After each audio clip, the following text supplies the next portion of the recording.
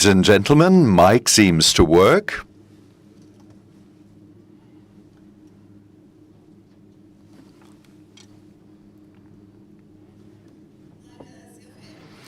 Ladies and gentlemen, mayors, district administrators, Commissioner Hahn, Vice President of the European People's Party, Siegfried Mureschan and Jan Olbricht, Minister Schenk and Sven Schulze,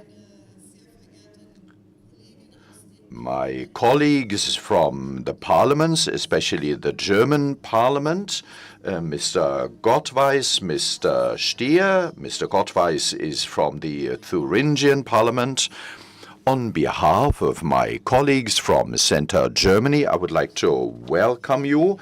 On behalf of Ms. Braunsberger-Reinhold and Peter Jahr, we, the members of Parliament of the CDU-CSU group, would like to welcome you on behalf of the East German group. I'm the vice chair of the CDU-CSU group, and my predecessor, who was the chairman, and I'm now the chairwoman of the East German group, and I will do my best to fulfill that position. Welcome to the City of Trade and University Leipzig. It was at the intersection of historical trade routes, which still have an impact nowadays, and other Thuringian. When I'm so enthusiastic about Leipzig, well, why is that? I studied here economic law, international law. I studied in Leipzig, and hence my heart is closely connected to Leipzig. Leipzig is a special town in the heart of central Germany and the heart of Germany. We are special regions, and we are thankful to the European People's Party, to our party family, to our parliamentary group. We are thankful that we can come together for this conference named Road to Recovery, which will be about recovery. And we want to discuss all the different facets of this recovery program. This conference on the Recovery and Resilience Facility, difficult to pronounce, difficult to say. I always call it Recovery Fund, and it contains important elements for our joint future, and it is to help us overcome the COVID pandemic, which we all remember well.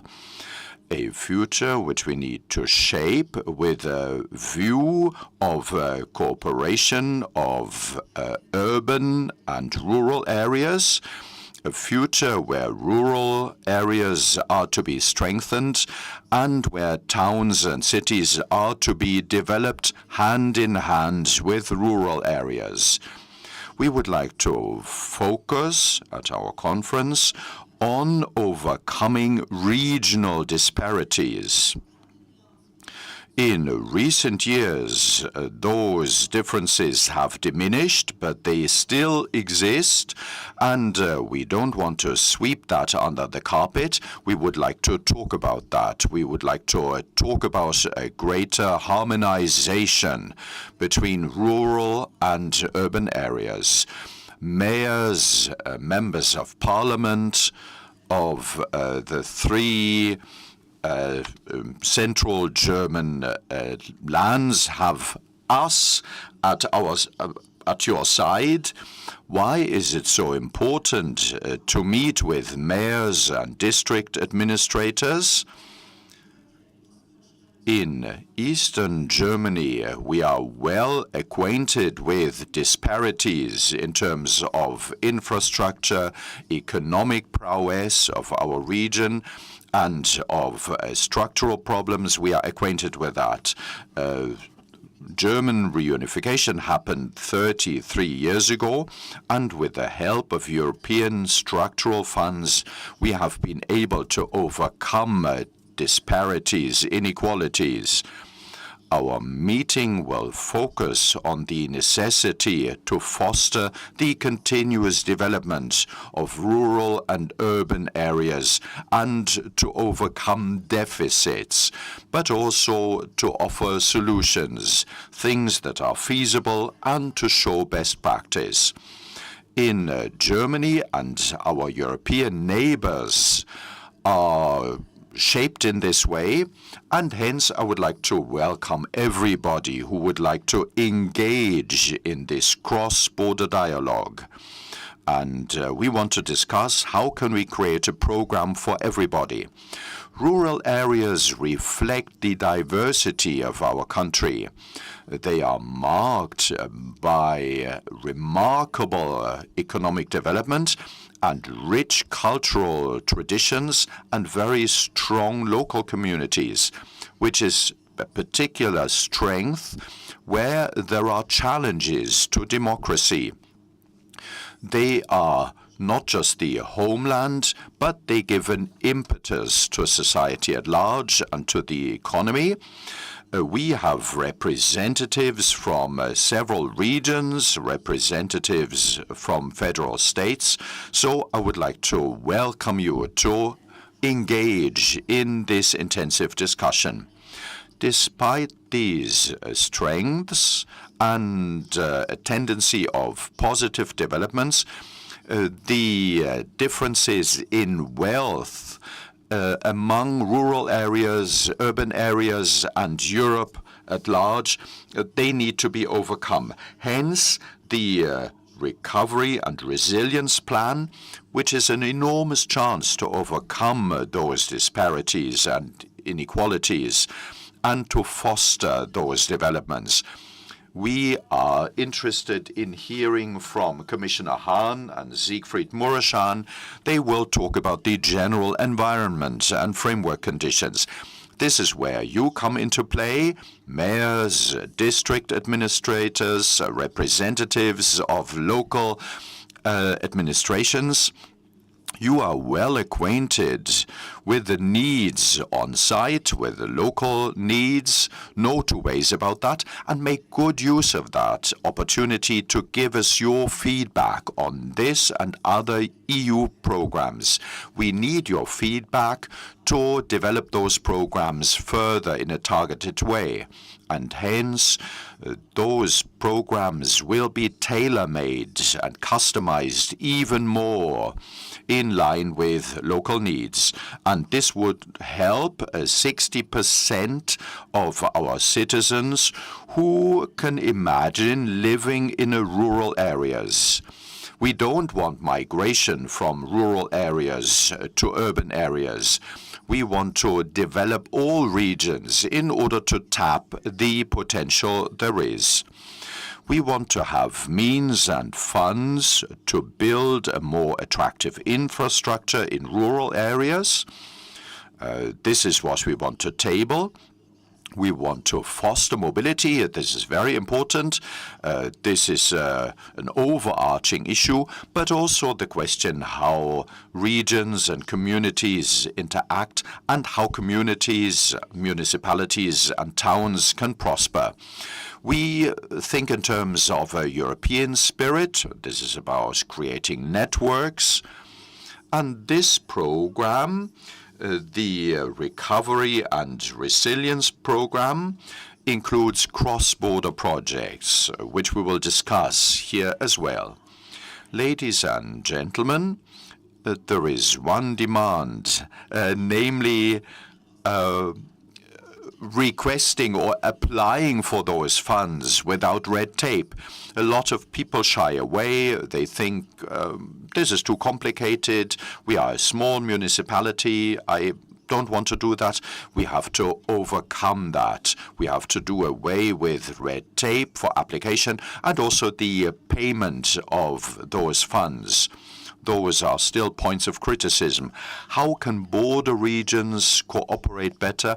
And by talking about that, you realize that it is easier than you might imagine, not quite so difficult, and we should make good use of those funds, because those are funds which are available to make it possible for us to create better communities. A window which has been opened in a very difficult situation, a future-oriented window in order to enhance and secure the competitiveness of our regions. We don't have all the time in the world. You know that better than me. I wish you an exciting conference, interactive exchange. There will be a web stream of that. I would like to point that out. We have a German and English translation. German will be the main language, as most participants speak German, maybe with a Saxon accent even, if you like. I don't know whether I've got a Thuringian accent. I don't know. So there will be translation. If you need a translation, please grab a headset and receiver at the entrance.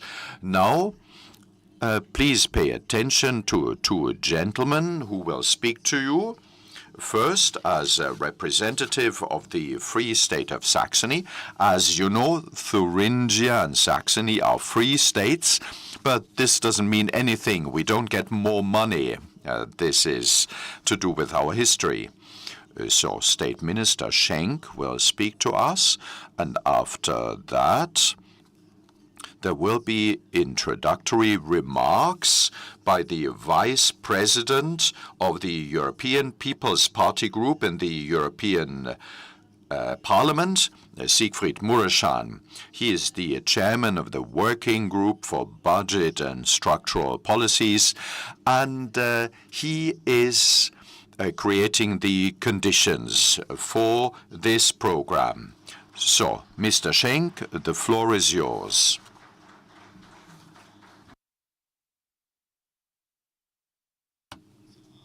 Commissioner Hahn, members of Parliament, of course of the European Parliament, but also from state parliaments and from municipalities.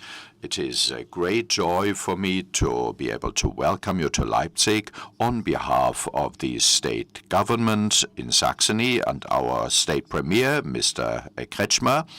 Welcome to Leipzig. Thank you for holding this conference in the biggest city in Saxony. We are all closely connected, Saxony, Saxony-Anhalt, Thuringia, so I'm happy that my colleagues are here from our neighboring states. I think it's wonderful that such a conference is held here for two reasons. The first reason, of course, the actual content, to get acquainted with the recovery plan. This is important, not just because of the pandemic. There are multiple crises and challenges, which we all know. We can notice how that is a challenge for society at large and a challenge for politicians. Hence, it's good that there is this strong signal from Europe and that there is this offer. I think it's great. I think it's wonderful that such an event happens in the regions. My colleagues who mainly spend their time in Brussels at the Commission, and it makes it possible for them to have a look at the regions. What is going on here? What is the upshot of their decisions? Those who are responsible at a state level, at a municipal level, you create an opportunity for us to talk to each other, to have a lively exchange. We notice time and again, and this is a great example for Central Europe, how Europe works together with the regions and has created something wonderful ever since German reunification. Allow me to paint the bigger picture. After German reunification in 1990, our economic situation was 35% of German GDP, 25% unemployment. Hidden unemployment was even higher than 25%.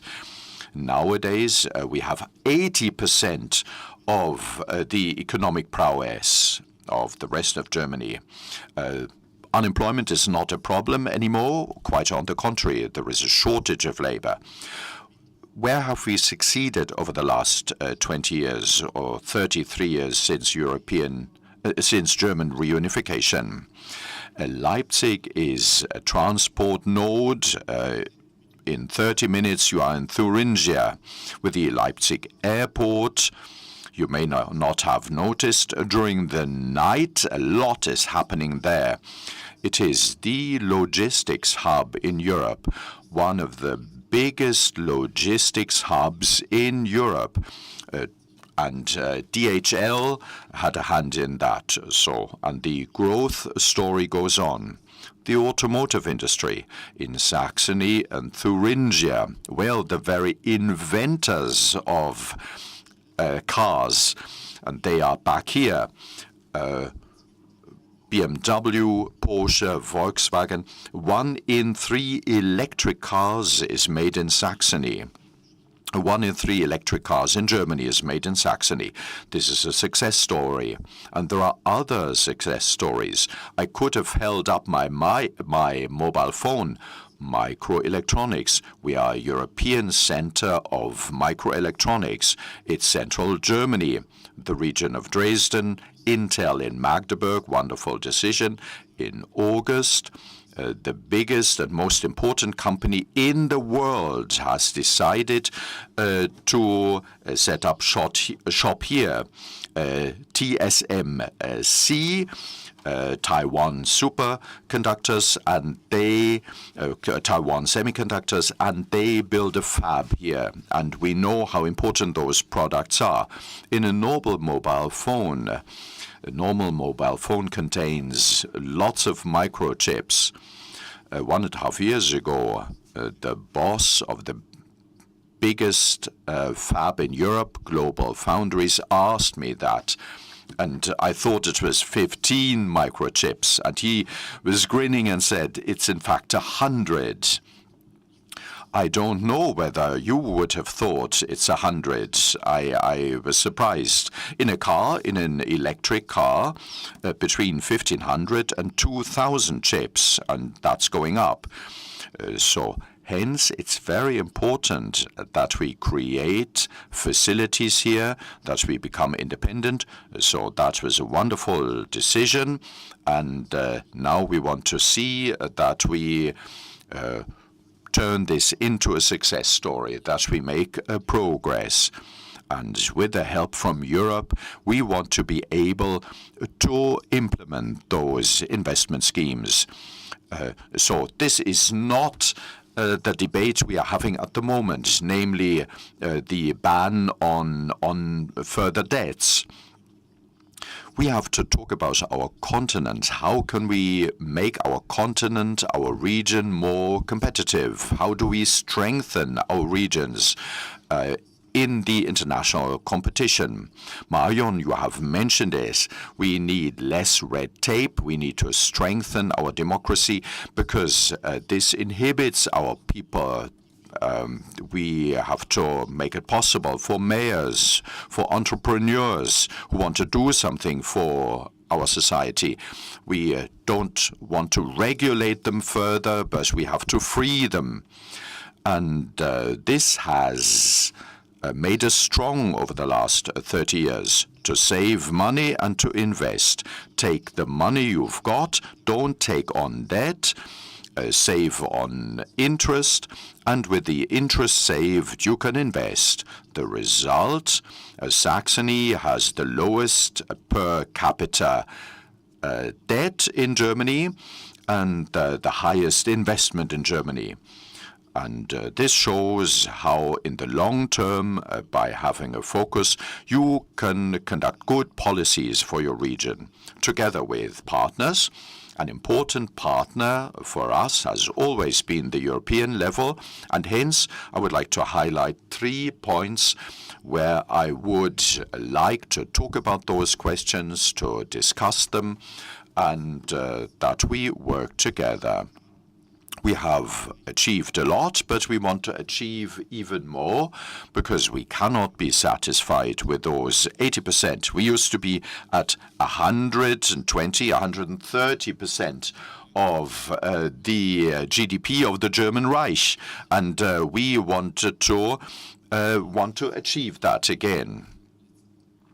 There are lots of great companies here, companies which started with 2 or 3 staff, and they grew.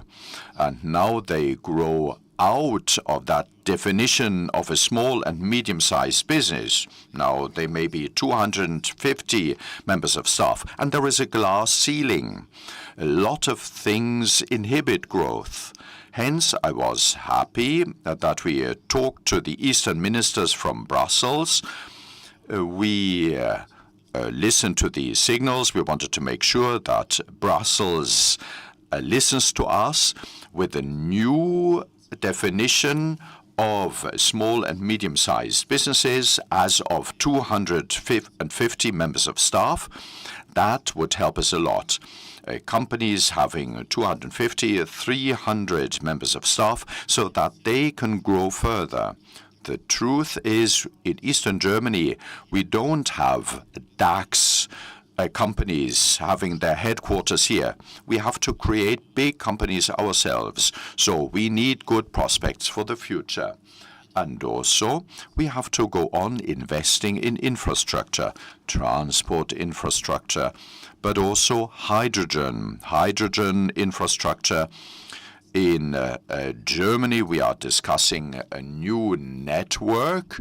We need to connect all regions so that we are well connected, have good transport connections. And the third point, which is close to my heart, in terms of the Free State of Saxony, we have 2 neighboring countries, Poland and the Czech Republic. This network is very crucial for us. It is somewhat sobering when you see where European research monies are spent. 70 to 80% it's cooperations in the old Europe, and too few cooperations between Germany, Poland, the Baltic states, Hungary, the Czech Republic. And we have reacted with a science conference and platform where we target universities and create networks among them with Poland and the Czech Republic. And we want to expand that because we have very strong research facilities also in our neighboring countries. To have cooperations here can strengthen us at a European level. In today's times, now we are 8 billion people on Earth since last year, and millions of Europeans. I take it you disagree in Brussels, but let us be self-critical. In Germany, we sometimes have the perception and the idea we Europeans will master that, and if we do it, the world at large will follow suit and do that. That is not the case anymore. 70% of those 8 billion people live under totalitarian regimes who don't really want to cooperate with us, who put pressure on us. They look for their own alliances. We see the duality between the US and China. Where is Europe in that competition? We have to speak with one voice, have our own economic strength. And in this way, we can be decent trade partners because we have something on offer and other countries need us. So the cooperation between Germany and our neighboring countries is very important. Our lifestyle, our freedom, our economic model, our democracy, our values, that is something that is worth fighting for so that our children and grandchildren can benefit as well. Hence, we need a strong, competitive Europe. And this initiative to talk about those questions is so eminently important. Thank you very much for having opted for Leipzig. I wish you every success, and I look forward to participate this morning.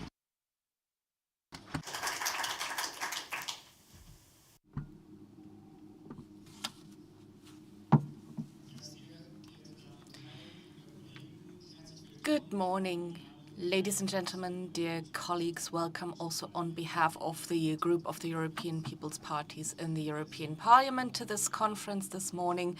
It's a pleasure to be here in Germany, in Leipzig and Saxony, to talk about economic topics, about the recovery of our economy, and to do this with representatives of the municipal level, of the state level, but also with representatives from industry. As a parliamentary group, we launched this series of events a year ago because the European Union in recent years, especially since the start of the pandemic, had a lot on its plate. Immediately after the outbreak of the pandemic, we started launching the biggest European program for supporting and funding the European economy. And now we want to spread out into the region. Last year we went to Zagreb, Croatia, to Kosice in Slovakia, Lisbon, Portugal, in Poland, and today we're here. On Monday we'll be in Barcelona, and other countries will follow. We're holding this series of events together with the EPP group in the Committee of the Regions. And now I would like to welcome the chair of our group in the Committee of the Regions, who's with us today, Olgierd Geblewicz, and we're doing this together with the colleagues from the Committee of the Regions because you're the ones who know where the money is needed, in which areas. And Oliver Schenk also talked about the necessity of reducing red tape. All of this can only be done together with mayors and with regional representatives. I would like to thank the German group within the EPP group, especially because they invited us to come here to Leipzig. Marian Walzmann was the driving force behind this event this morning. Marian Walzmann, as a strong representative from Thuringia, from the region in the European Parliament. And we're very grateful, Marian, for this cooperation with you. And we wish you all the best for the weeks to come, and we hope that in the next 5 years we'll be able to rely on your support in the European Parliament. Caroline, Ms. Braunsbecker-Reinhold and Peter Jahr, as our German colleagues, are also very active in this group and present here in the room. I would like to thank Peter Jahr, especially for the work he did in the recent years in the area of agriculture in our group. Thank you very much, Peter, for that.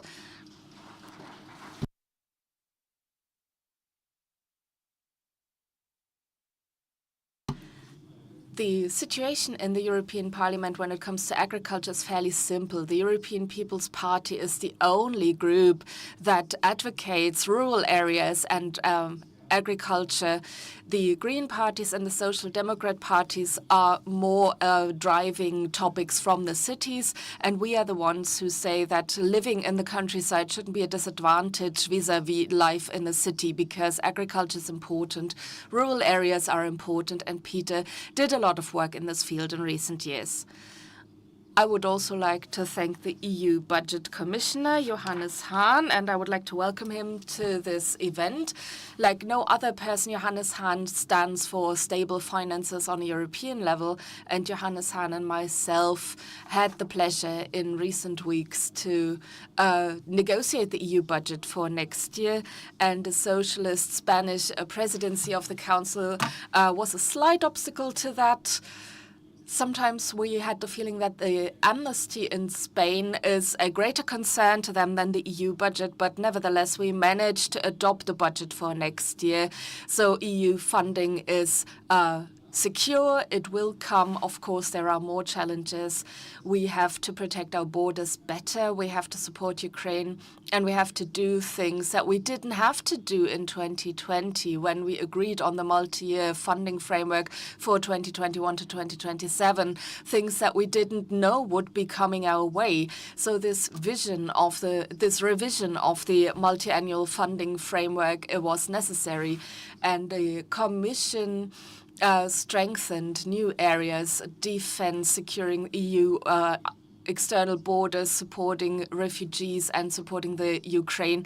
And we had to review the funding framework in order to provide extra resources to these areas. So now the EU has a budget for next year. Sven Schulze, we're missing you in the group in Brussels and Strasbourg, but we know how needed you are in Saxony-Anhalt as Minister for the Economy, Tourism and Agriculture. But economy and agriculture are topics that we also stand for as EPP. We support the rural area where public services have to be supported, have to be funded. Infrastructure, digitalization, those are topics that also affect the rural areas, not only the big cities. Now let's talk about the recovery fund.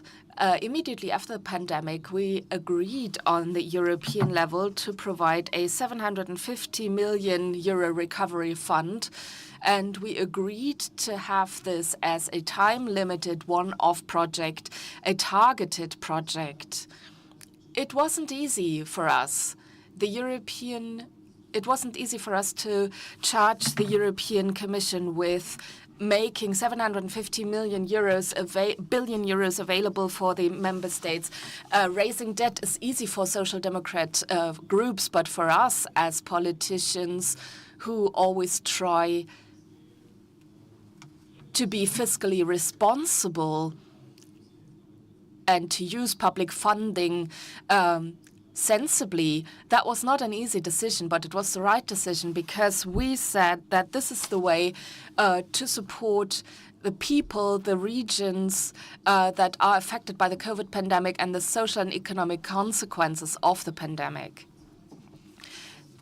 The fund has two objectives. One was immediate support, and the second was preventing the next crisis, or at least being prepared for the next crisis when it comes. So we said we will provide this money, but we will link it to conditions.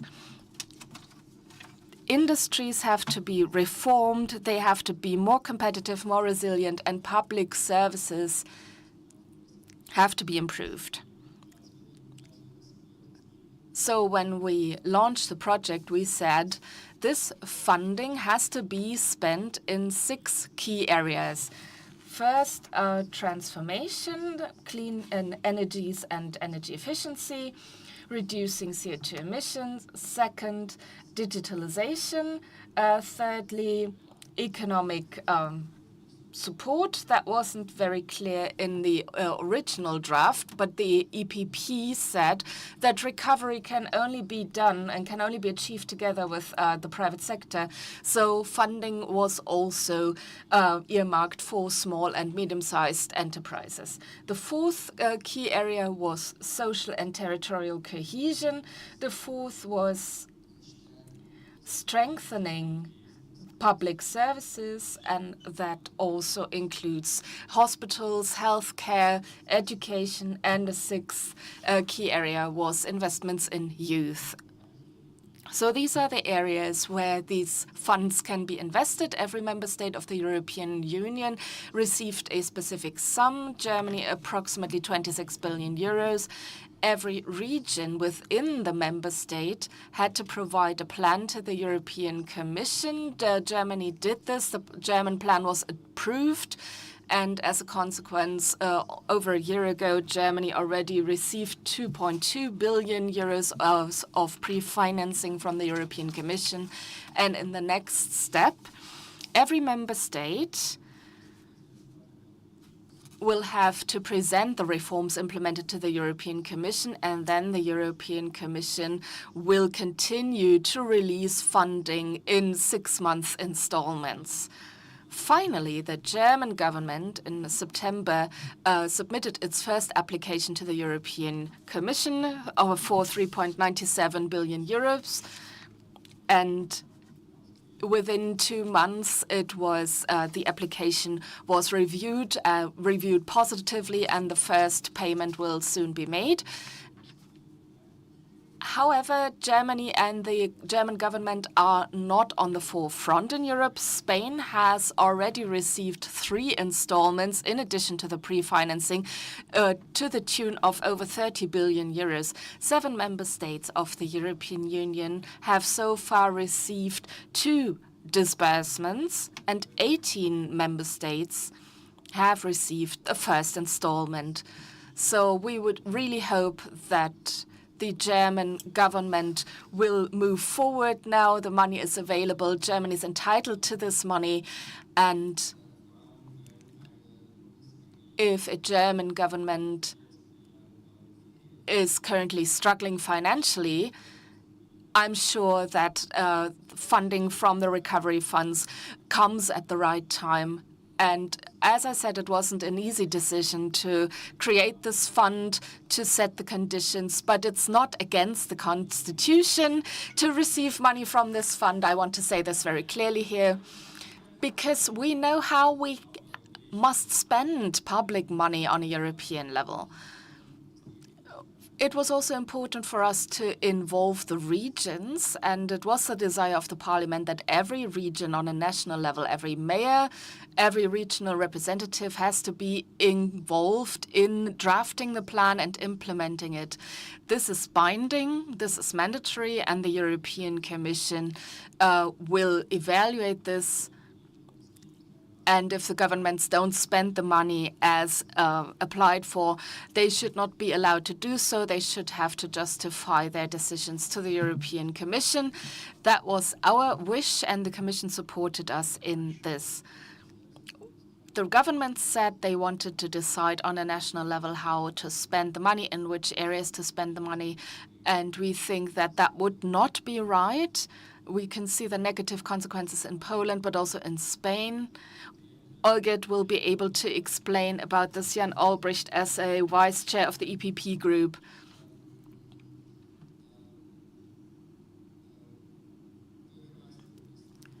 Mayors are the ones who know where the money is needed. And that's why it's so important that their voice is heard. However, the national governments said we want to make our own decisions. So what we achieved was that the regions have to be consulted, and that the governments of the European have to present the results of this consultation to the Commission. The Commission then evaluates these results, presented to them, and then it can say yes or no, money will be dispersed or not. However, the national governments weren't willing to agree to that. Conditionality is very important for us, because if there's a problem, we believe that our colleagues to the left of the EPP think that spending money is a secret recipe, but we, on the contrary, believe that public funding has to be spent in a way that supports private sector investment, that creates the right framework conditions and creates confidence for private sector investment. And that is why we put conditions to the fund, so that the economy would be reformed in a way to make it attractive for private sector investment and create additional incentives for private sector investment. As part of this recovery fund, cross-border projects are very important. We are a bit disappointed that governments are thinking more on a national level, and we are hoping, and that is also what the legislation prescribes, is that projects that have added value on a European level should be funded. So I'm grateful for our colleagues from the Czech Republic, from Poland, to come here. Jan Albrecht, Olgert Geblewicz, who will be talking about cross-border projects. For Germany, I can say that 3.3 billion euros are available as suggested to be spent on renewable energies by the federal government. 1.5 billion euros are for renewable hydrogen, 5.4 billion euros for environmentally friendly transport projects, and over 2.5 billion euros for projects in the area of energy efficiency, including energy-sensitive renovation of buildings. These are the areas that are needed, and the federal government in 2021, before the general election, already identified this area. For example, 500 million euros for expanding child daycare services, for renovating and modernizing existing child daycares, creating new daycare places, digitalization, etc. So the German plan is good, otherwise the Commission would not have adopted it. But now the challenge is to implement it more quickly, and that is what we want to talk about today. I would like to thank you for coming here, for participating, and I would now like to give the floor to the European Commission, Commissioner Johannes Hahn, and then Minister Sven Schulze. Johannes Hahn is currently serving his third term as Commissioner for Budget and Administration. For 5 years, he was the Commissioner for Regional Policy, so he is very familiar with the EU funding structure. For 5 years, he was the Commissioner for EU Enlargement, and for 4 years now he has been serving in the area of Budget and Administration. And Minister Sven Schulze is the Minister for Economic Affairs, Tourism and Agriculture in the federal state of Saxony-Anhalt. And then Jan Olbricht will chair the first discussion panel. Johannes Hahn, the floor is yours.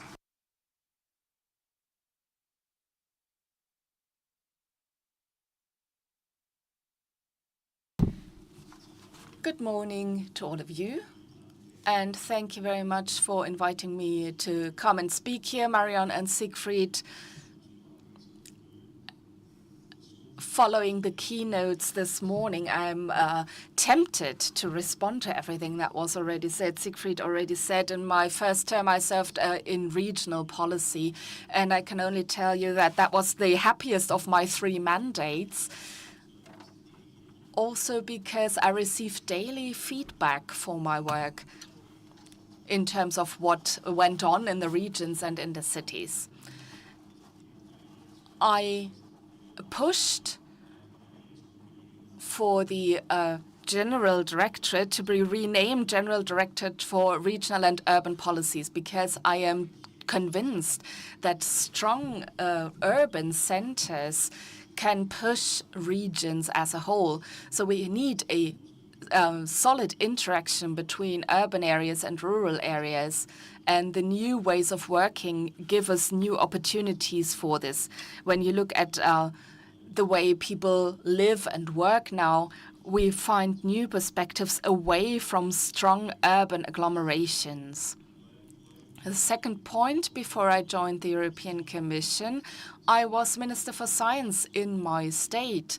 So science is always dear to my heart, not only moving it away from the Western European science centers. And I think these are 2 things that, or 3 things that are very important and that hold great opportunity. We should understand that there's nothing more mobile than science. Science is not based on one location, and scientists can be lured away.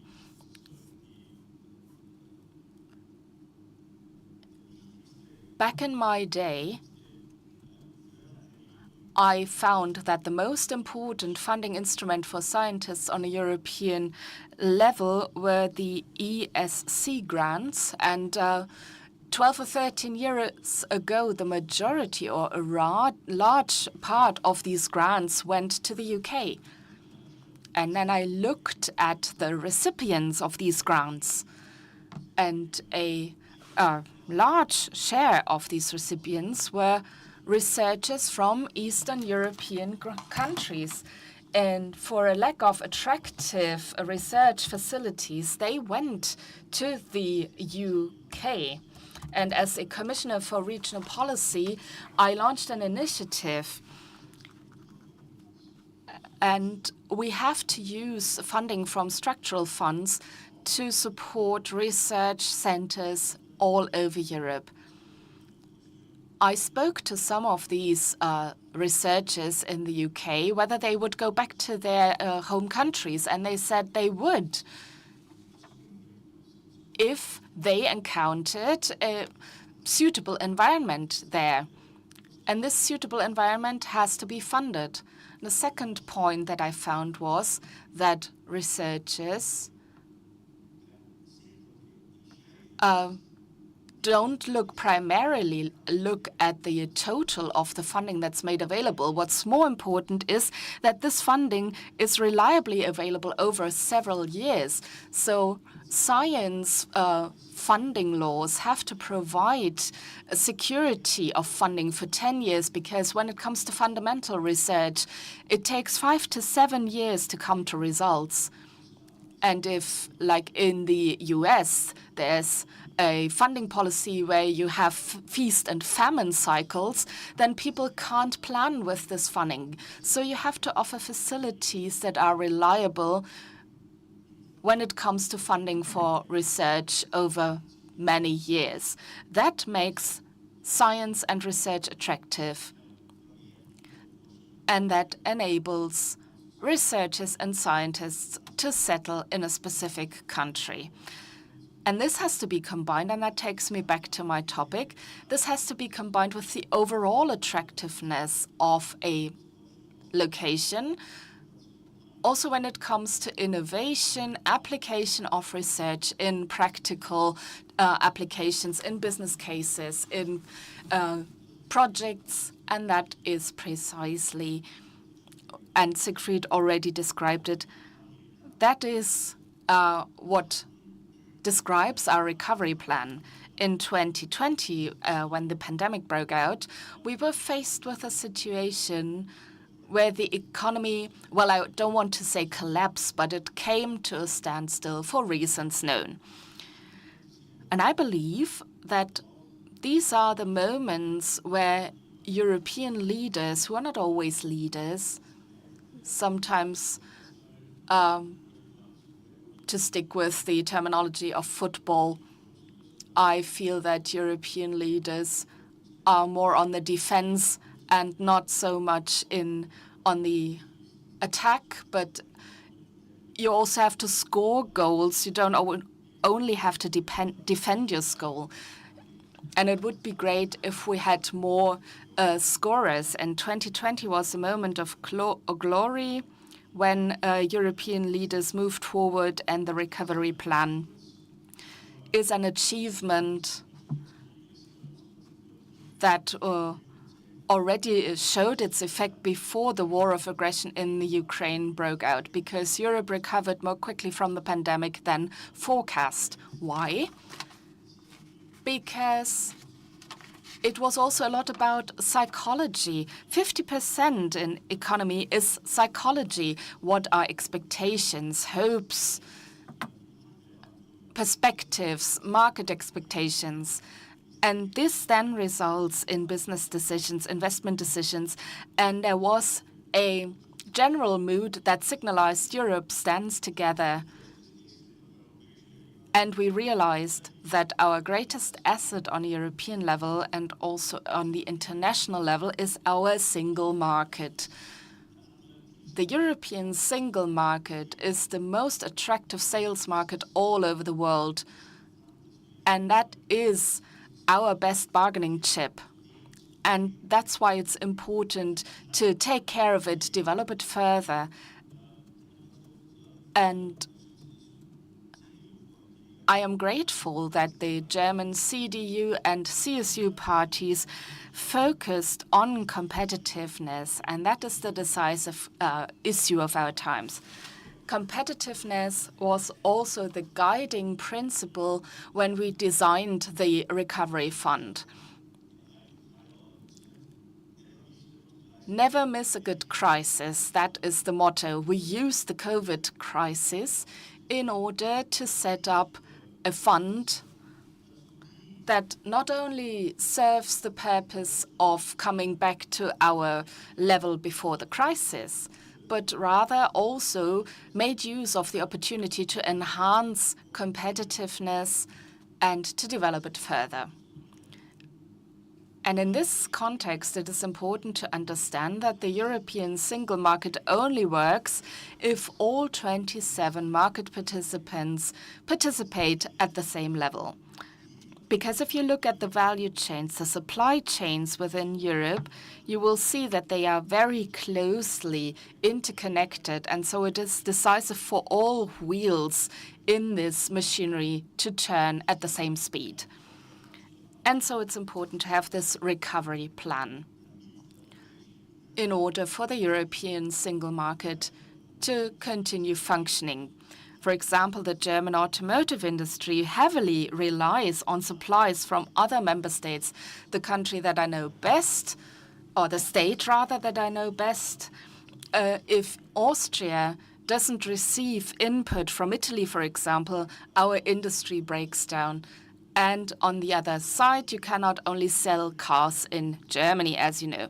So all of these factors interact, and it is important for everybody to participate at the same level. It is also not a secret that some economies in Europe are in a better position and others are in a worse position. And in the sense of competitiveness, that also played an important role. Sigrid, you talked about conditionality of the recovery fund. And we have to adapt this on a country-specific to country-specific perspectives. We can talk about conditions or incentives, depending on what's needed for acceptance. But what is decisive is the effect of these measures, and the effect is that the provision of funding is linked to certain reforms being carried out, of which we believe that they support the improvement of competitiveness. Such reforms can be labor laws, enhancing the attractiveness of business centers. We also talked about reducing red tape. That's important. And I can tell you that from my experience of these negotiations, that each and every negotiation leads to more complexity. And in Europe, we have a risk-averse culture. Whenever something happens, an individual experience is extrapolated to a general rule. And if we don't change this mentality, if we all continue calling for general rules, then we mustn't be surprised if we drown in rules and regulations. So I can only appeal to all of us.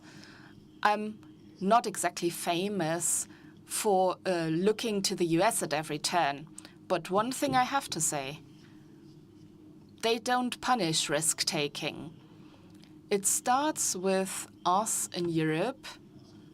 If someone fails economically, we talk about social stigma, we talk about downfall, their families are affected. And I don't want to say that bankruptcy is the precondition for future economic success, but it shouldn't be an obstacle to economic success. And if in Europe, in Germany or in Austria, someone fails economically, they are stigmatized for the rest of their career. So we have to change this mentality. And we have to accept that failure is part of the process. If you don't try things out, well, you can't succeed. But trying new things out also contains the risk of failure. And we know from our own experience that there's no better way to learn than from your own mistakes.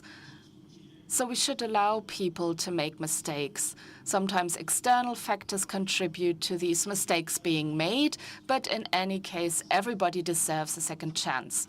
And that is also important for the functioning of the single market and for our success in the future. So a shift of mentality is needed, the way we deal with each other, and that will determine what is possible in the future. Competitiveness also means risk-taking. And risk means It doesn't necessarily work out, but if we don't try, we can't be successful.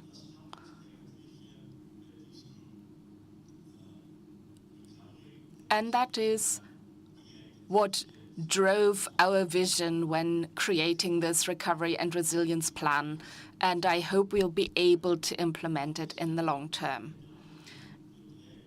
And just 3 more points, ladies and gentlemen. We Europeans lived in 3 comfort zones for decades. The first was cheap energy, preferably from one single supplier, and all of you who worked in industry, as I did in the last century, will do one thing, and that is risk analysis. Every good entrepreneur, every good businessman will look at the risks to their business, and they will look to diversify these risks. And to be honest, in politics, we avoid that. Or rather, we didn't pay enough attention to risk analysis. And of course, we lived in the comfort zone of cheap energy. Now, these times are past. The second comfort zone that we used to live in was the guarantees to our own security by the US. Trump was a wake-up call in that area.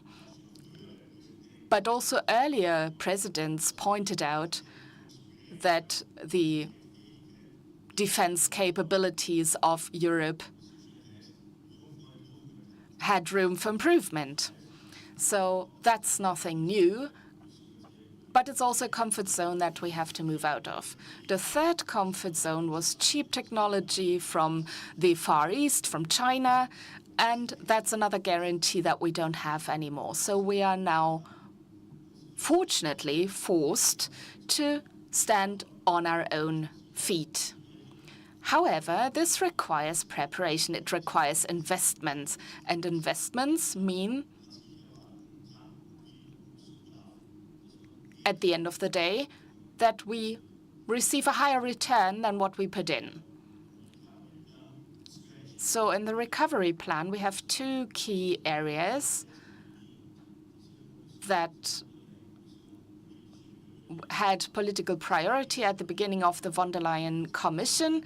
One is the green transition, and the other one is the digital transformation.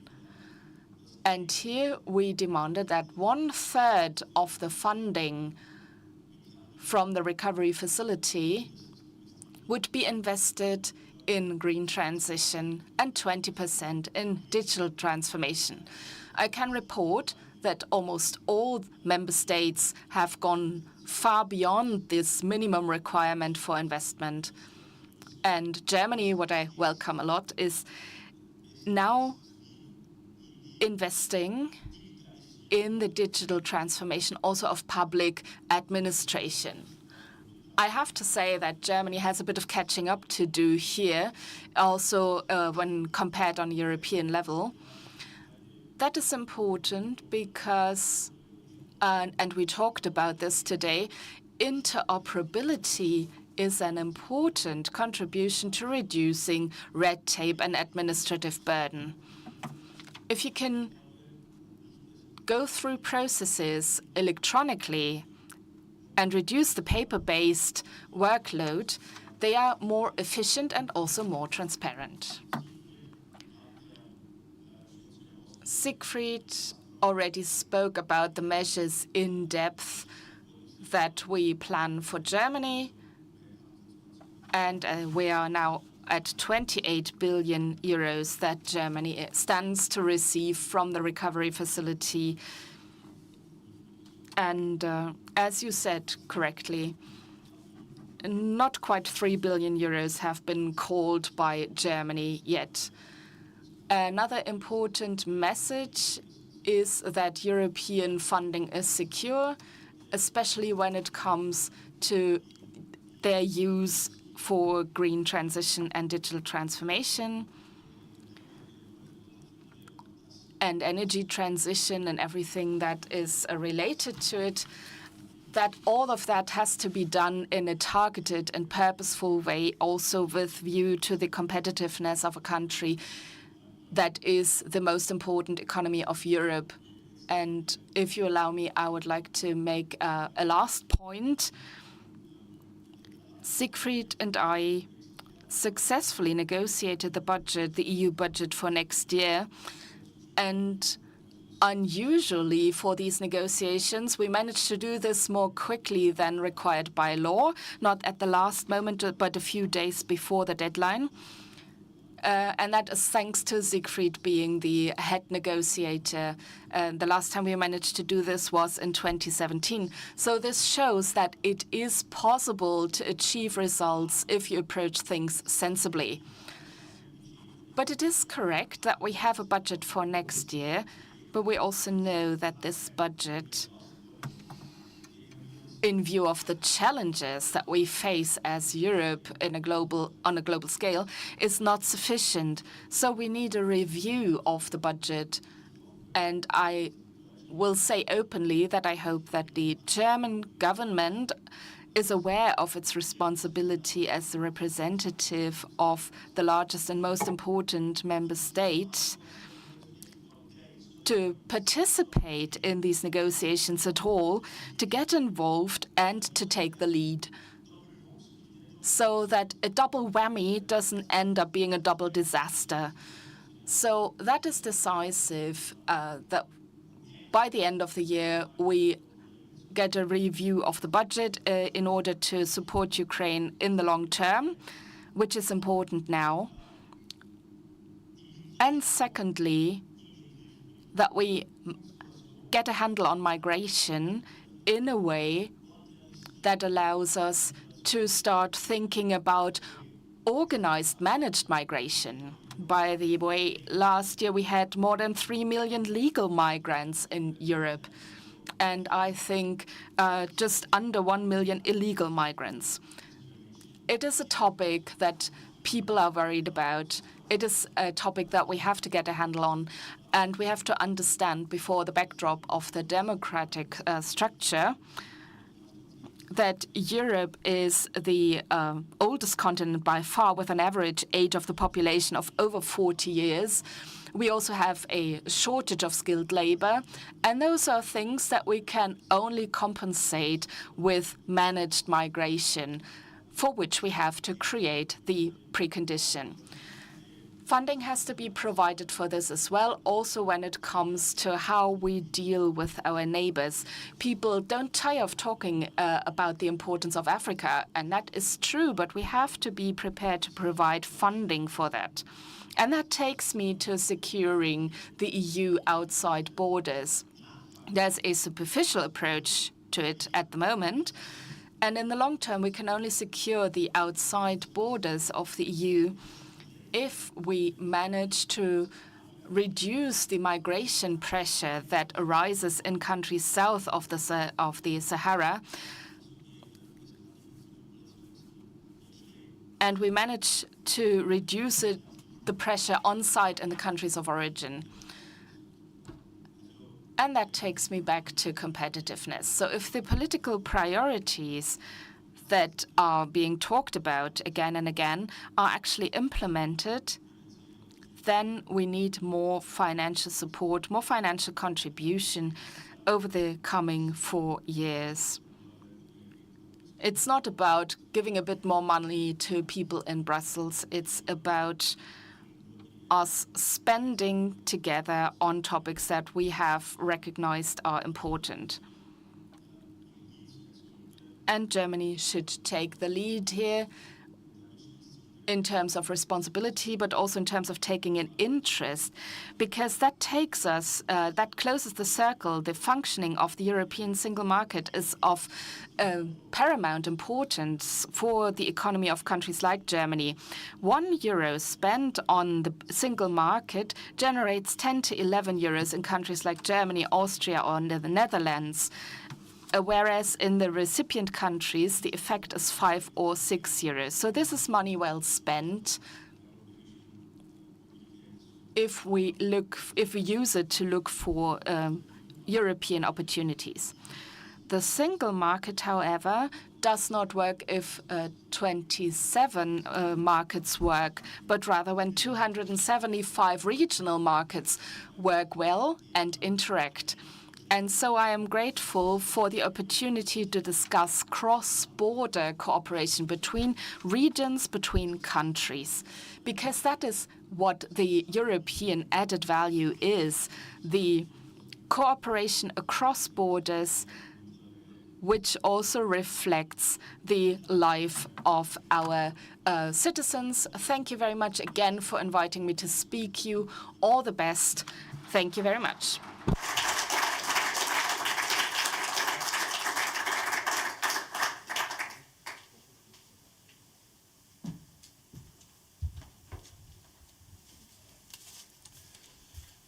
Sehr geehrte Damen und Herren. Ladies and gentlemen, that has been quite a lot.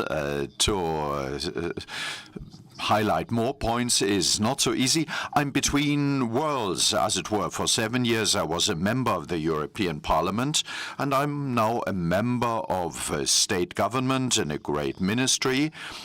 So I'm a convinced European, let me say that straight away. But I also see the impact in my real day-to-day work. So I see the impact of what is being decided in Brussels. We have to do our homework. There is a lot to be done.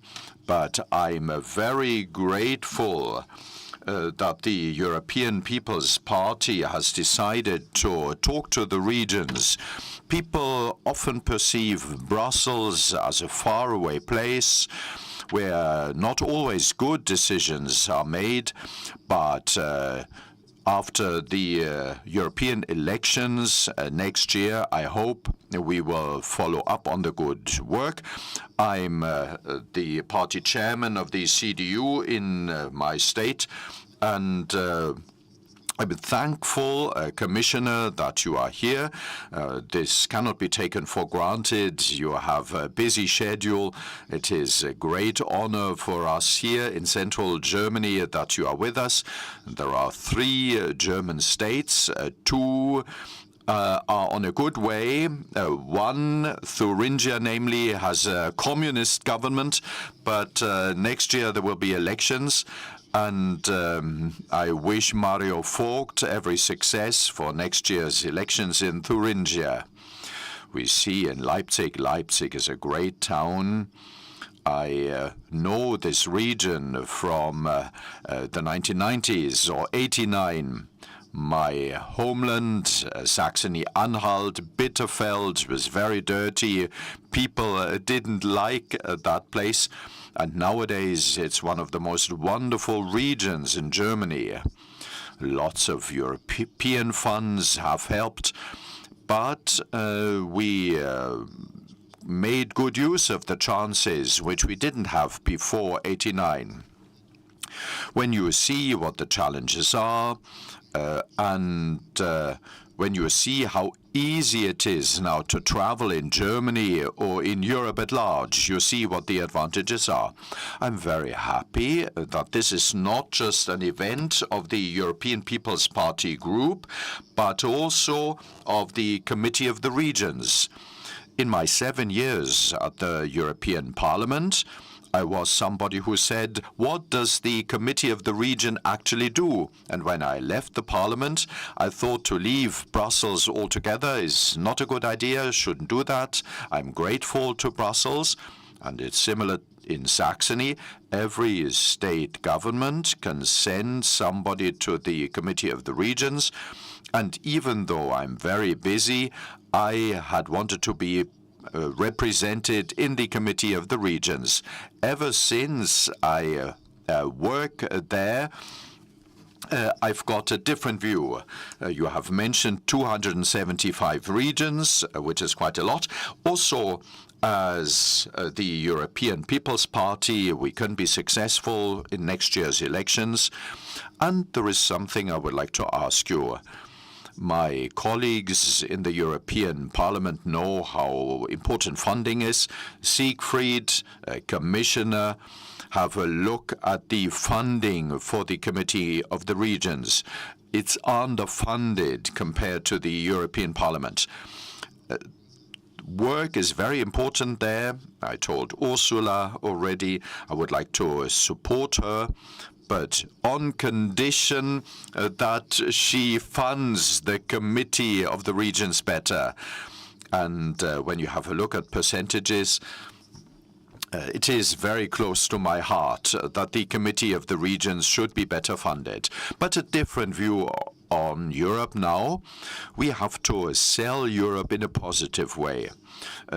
This week, I traveled with Mr. Ruckwied, the chairman of the Farmers Association.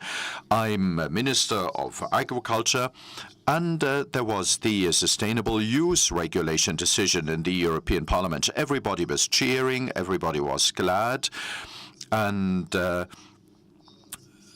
it is a fact that bad things have been rejected and turned down, which is a success. But what do we cheer? We cheer something that was discussed in Brussels, that it was rejected.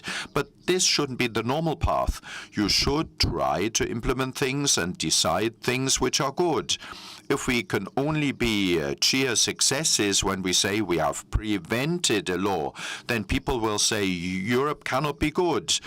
If prevention of bad decisions is celebrated, Peter, I wrote a text message to Norbert as well, and I told him, I hope you did a good job. So let's find a good path. Farmers are happy that that decision was not made, but in Parliament, in Commission, we want to negotiate positive things, and that is usually done. So I would be happy if in the future things are decided which are positive, which will be implemented, and which will turn out to be a good decision. Also from the point of view of a German state, and this is also true for Saxony, what is future-oriented technology in Europe, namely the semiconductor sector, the chip industry, the semiconductor industry? I'm very grateful. I work together with my colleagues in the European Parliament. Now there is the European Chips Act. This is a good example. Without the European Chips Act in Saxony-Anhalt, Intel wouldn't have set up shop, and not in Europe either. It would be elsewhere. Now you have 80,000 jobs in Saxony in the semiconductor industry. It's a huge industry. TSMC, Taiwan Semiconductors, will come here as well. So we have lots and lots of queries from the supplier industry. That will be the future of Europe. And I'm happy that the Parliament said we will support that, create the right environment. It was not easy, also as far as financing was concerned, how it was split up between Brussels and the member states. But those are positive examples. Those are good examples how we can foster European spirit. There are other technologies. I'm an engineer. Before I became a politician, I was an engineer for 10 years in the automotive supply industry. Mr. Schenk mentioned BMW and Porsche. In Saxony-Anhalt, it is 25,000 people who work in the automotive supplier industry and still in the combustion engine production. 1 in 3 cars, electric cars, comes from Saxony. And in the future, there will be fewer cars fitted with a combustion engine. And we can make up for that with the chip industry, with the semiconductor industry. So we are undergoing a transformation. I was in the US, and they watch carefully what happens in Europe and also watch the European Chips Act. In other cases, I'm envious. The Inflation Reduction Act in the US, for instance, leads to a situation where companies say the next investment will be in the US and not in Europe. They have developed a depreciation, a write-off project, which is very interesting. In Europe, we have the solar industry. The question is, do we want to make solar panels where the next investment is now going on in the US due to the Inflation Reduction Act? So we have to be competitive. At the beginning of the year, I was in China. China used to be a country for me where cheap stuff is made of low quality not as great as with us, and they compensate for that with manpower. But in many areas, they are at least at the same level. BYD, for instance, they make great cars. So they produce a good quality at lower prices. The solar industry, solar panels, which now flood the European market, do worry us. And I don't know whether the quality is worse than what we can make. Wind energy. You may have listened to Mr. Brudermüller's interview, Mr. Brudermüller of BASF. He was asked about China and competition with China. So there is massive competition. And we have to cooperate among the 27 member states to tap the advantages, to tap the potential of the single market. People complain about red tape, about bureaucracy. You can do that, and it's not quite unjustified. But if you really want it, with German bureaucracy, you can still achieve stuff. In Saxony-Anhalt, in the recent past, for the first time, we've now got a DAX company, Daimler Trucks, namely. You know Mercedes, you know Daimler. They spun off the trucks field.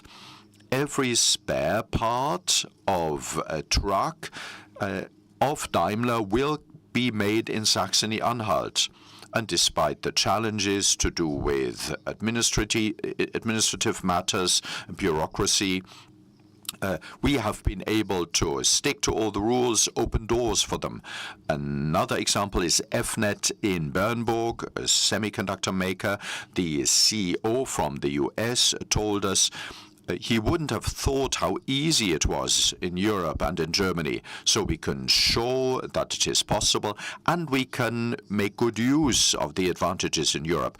What worries me is when I see how the elections went in the Netherlands. There are a lot of people now who want to destroy Europe, who are Eurosceptics. We don't have a chance otherwise if we return to individual member states and said we would do it on our own. We are 80 million people in Germany. We wouldn't even be perceived as important. So I'm a convinced European. I am very happy that the European People's Party is the only party which goes to the regions, which considers rural areas as important. My colleagues of the SPD, the FDP, the Greens at the European Parliament, they concentrate on urban areas. Caroline, you have to work on it. You have to step on the accelerator pedal. Rural areas are very important. Here in the region, we've got one of the biggest challenges. The average age in Europe is 40, and we are higher in Saxony-Anhalt. In our region, we are in one of the most difficult demographic regions. Saxony-Anhalt, over the next 12, 13 years, will lose 1/3 of the labor force because people retire. And we will not be able to make up for that by more births. Now only half as many babies are born compared to 1990. We need migration. Of course, it would be nice to have more people from elsewhere in Europe with the freedom of movement, but other countries have the same challenges. In Europe, we need migration from all over the world. We have to be open to migrants. We need to be friendly. People shouldn't say, what do they want here? So this is a big challenge, and we have to master that challenge. If we want to go on investing, if we want to attract companies which promise us thousands of jobs. And here it's up to the member states. In Germany, only 19% of Ukrainians work, and this is not to do with Brussels. We are to blame for that. It is not to do with others who are to blame. It's our rules leading to that. For us, as CSU, here it says CSU behind me. Martin Söder, hello. He is our friend, and he will be Bavaria's state premier for many years. The question is, what are the responsibilities in the regions, in the member states, and in Brussels? And we should foster that cooperation. We should look very closely that we have the best framework conditions, but we can only implement that if we are successful together. Marion, tell the members of the German group, hello, you've got a lot of money in your group, and you have invested that money well in this event. It cannot be taken for granted that this happens here in Leipzig. It's great. And I like it that there will be a stream, an online stream, so that other people elsewhere can listen to us online. So ask the European Parliament and the Commission that they should support the Committee of the Regions even more. And I now look forward to an exciting panel discussion. Vielen Dank, lieber Sven, Herr Minister. Thank you, Sven, dear Minister. And now I would like to pass the floor to Jan Olbrycht, the Vice Chair of the EPP Group from Poland. Before he held this position, he was a mayor for a long time and as the president of his region in Poland. And he will chair the first panel discussion on involvement of local authorities in the design and implementation of the recovery plan, lessons learned. So we will now be dealing with the municipal level. Rob Jonkman is responsible for implementing the Recovery and Resilience Facility in the Committee of the Regions. Franz Josef Willems is the Managing Director of EPC Engineering and Technologies. Peter Jahr, Member of the European Parliament. Thomas Gott, Vice Member of the CDU Group in the State Parliament of Thuringia. Peter Kleine, Lord Mayor of Weimar. And I would like to ask all participants to come to the floor. And now I'll hand over to Jan Olbrycht. Thank you.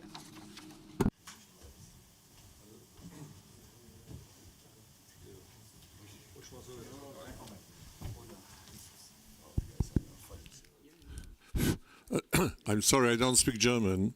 I'm the first one who is not speaking German here, so first you have to have headphones. Even my name sounds a little bit similar, but my name is Olbrycht. I always say it's Olbrycht. Some of the colleagues, they called me Albright. I said Albright is still better than Ulbricht. So, colleagues, we have 1 hour because we are a little bit late. So first, I would like to ask the Rob Jonkman to take the floor. You have a lot of time, 5 minutes, so it's okay. Oh, that's a challenge. Thank you, Jan. And I will also speak in English, if you don't mind.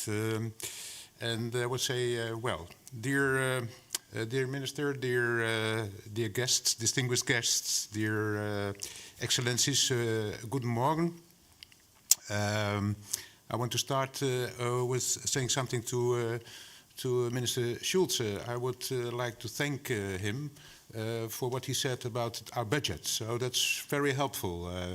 I was not very enthusiastic when you talked about the elections in the Netherlands. So, but nevertheless, I think still in the Parliament about I think about 40 seats are a little bit critical about the EU, but 110 seats are very positive about it. So don't worry, I would say. Yeah. I stand before you here today in the vibrant city of Leipzig, a place known for its rich history and resilient spirit, to address the matter of great importance, and that's the role of local and regional authorities in the recovery and resilience facility. The implementation of the RRF seems well underway, with the Commission having received by the September 1 this year 31 payment requests from 19 member states and disbursed a total amount of 153.4 billion euros. Despite administrative capacity issues, investment bottlenecks, high inflation and supply bottlenecks, some member states are facing challenges in administrating funds and implementing their plans. However, the implementation of the RRF is progressing according to the Commission.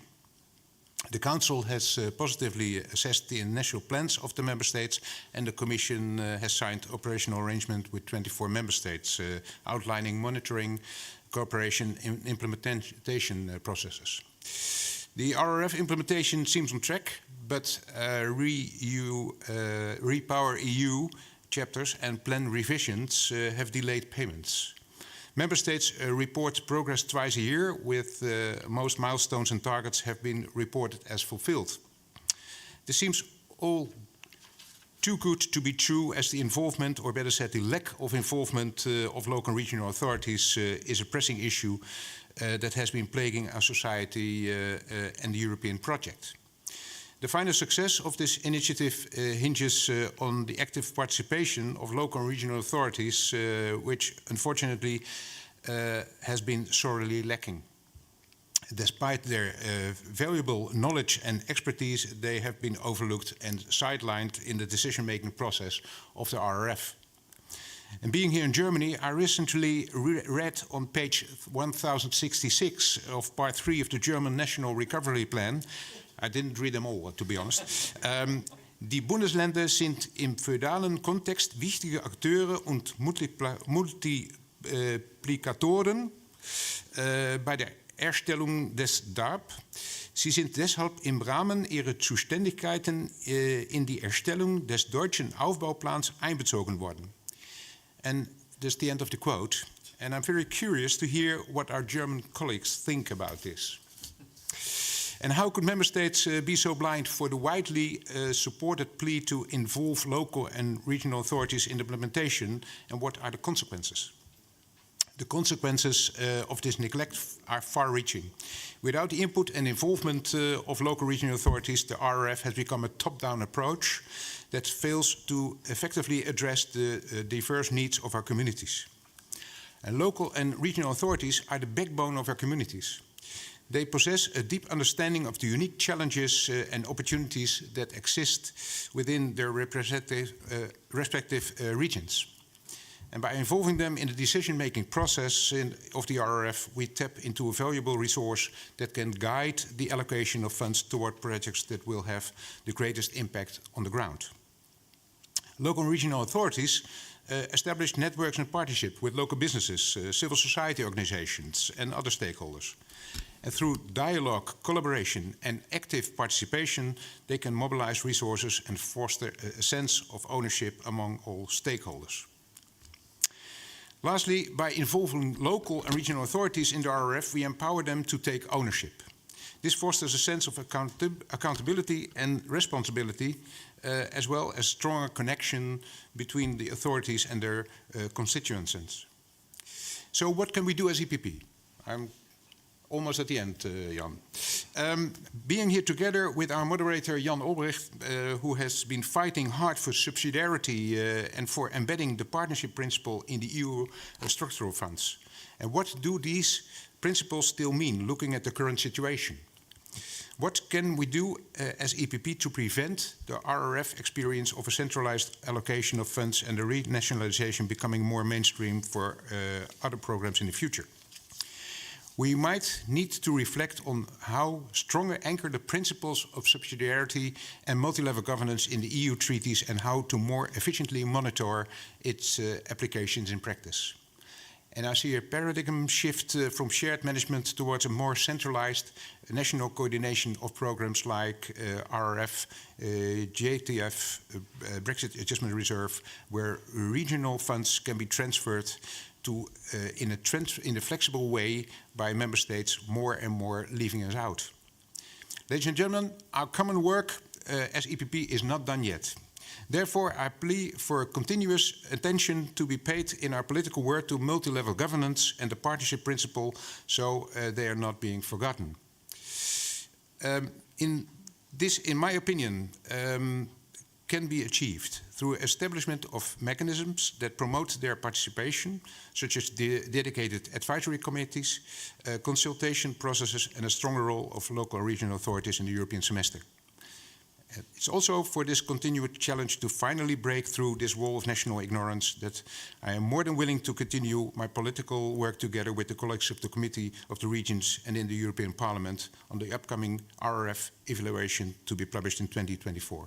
Thank you very much for your attention. Danke schön. I'm sorry, that was 6 minutes and a half.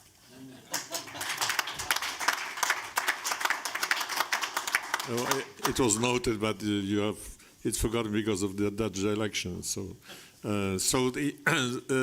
now I would like to ask the Franz Josef Willems, the Managing Director of EPC Engineering, and the question is, of course, what it really means for you, RRF. 5 minutes also. Kriegen wir hin.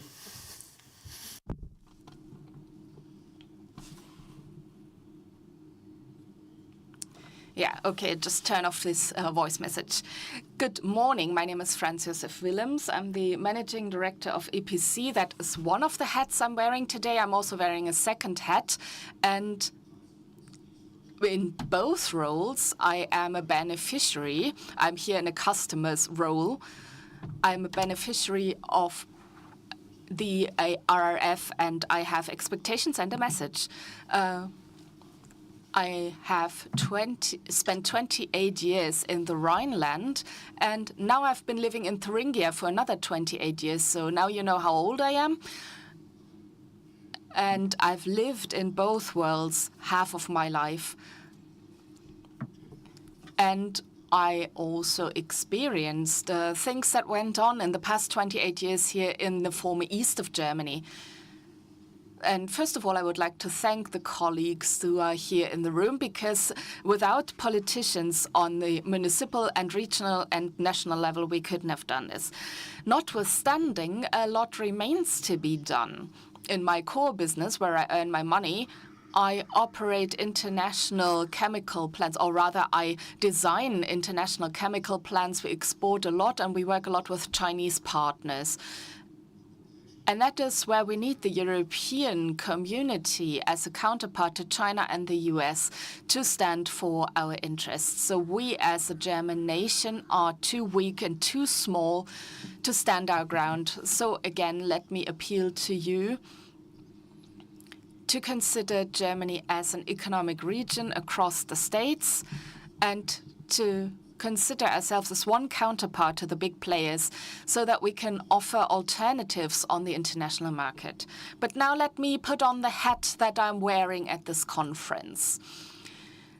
Our company is based in Thuringia, and we produce in Thuringia, we create our value in Thuringia, and also we drive innovation and development in Thuringia and in the former east of Germany. We are not a global corporate yet, but we're working on that. But yeah, we are based in Erfurt, Thuringia's largest industrial area, and there we created an economic network, an industry network with 130 companies with 18,000 staff altogether. So we have certain expectations, and we were able to make experience there. Infrastructure is the topic of the day, and it's been mentioned several times today. And that is where we need more support in various places. And I said, well, we distribute labor. We are in charge of creating value. We hand over some of this value to the administration, and as part of this distribution of labor, the administration has to create a framework in which we can operate. So we are willing to work within this framework. And one of the big projects we're working on is CO2 neutral airport intersection, or a net zero industry estate. We talked about energy, about hydrogen, and the creation of decentralized energy supply system, energy from the region for the region. And that is another place where money is needed for infrastructure, where frameworks are needed, regulatory frameworks. We need renewable energy sources, and that is where we have to start a dialogue with administration, with politics, because only together we can drive this forward to create value for our company and for the community in the rural area as a whole, because everybody who lives there participates in energy supply that ideally should be autonomous on a price level that we have control over. The energy transition with our project, about which I can speak here, because we established a project company that is raising funds. So it's a bit unfortunate that we lost 60 billions. That would have been a pot that we would have liked to draw from. But I am all the more pleased to hear today from the colleagues in the room about the funding that is available for German projects on an EU level. Because one thing is clear, we are creating a model region down to the raw materials industry, because the capture of CO2 and the use of hydrogen are only two examples of carbon chains that can be built up, also for the chemical industry, which operates on the basis of gas and oil and needs alternatives when it comes to energy supply. We're still far away from these technologies when it comes to business case, but we all stand here to develop business cases for the future and to create solutions from within industry, solutions that are usable for industry. So we're not only looking at our own business, and that is also a motto of our initiative. We're only stronger together. We have to bundle forces to work towards a common goal where we can use several budgets and resources and pool these resources, and we can all benefit from the outcome that we generate together. In order to achieve this, we shouldn't be envious of each other's budgets and funding, but rather pool resources and work together. And that is all I want to say. Thank you very much for the support we have received so far, but there's still a bit of a way to go that we will talk about today. Thank you very much, and I'm looking forward to the discussion. So thank you very much. And now we have a very interesting speakers on the panel, because we have the very multi-level governance. We have someone from the European Parliament, some from the state national parliament, and someone from the local. I mean the mayor of Weimar. And I will ask all of you the same question, which will be a little bit provocative, but it's also the reaction to what Rob said at the beginning, that what we are observing with RRF, which is a very good idea, but very, very centralized.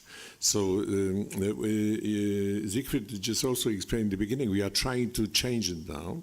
But I am in the monitoring group of all the RRFs. And what is the conclusion when we look at the German statistics? And the questions are coming. The question is coming, why Germany doesn't use money? No, but this is the question, I mean, for us, for people in this group, the question is, maybe you don't need it. No, let's think very clearly. I mean, the German is a rich country, so maybe the German doesn't need money, so he's not in a hurry. Maybe this is a secret plan to make it very fast in 24, 5, 6, which will be important for the industry, for example. But the question is, it will be possible to use the funds during 1 year or 2 years for investment, which we know it's impossible. Maybe what is going on if Germany doesn't present any will to take the loans, which everybody was taking the loans in a very good conditions because of the AAA, and the German didn't declare any loans. So it reduces the possible money for for example, energy, etc. Germany changed the plan twice up to now. So it means that this is ongoing debate and a change. The question is where the local authorities and different social partners the part of this debate about changing the plans. So in fact, I think let's use this possibility in Leipzig, just see what is the state of play from the point of view of member of parliament, from the national parliament, from the local. What is the situation? Why? Because all of us, we are observing you. No, because for all of us, Germany is a model. So it's like that's why we are looking what is going on. It's a little bit different in Netherlands, but then it was very, very late because not hiding that, okay, it's not the most important thing in the world. In Poland, we have a very easy situation. We don't have RRF, because it's blocked by the government in Poland. So we don't have problem now. But we have problem to spend money if everything would be deblocked. So because the time is very, very short. But the time is short for all of us. I mean, it's not special date for this or that country, for everybody. So what is your reaction? And the three colleagues, and of course the first two panelists also are very free to take the floor. Peter.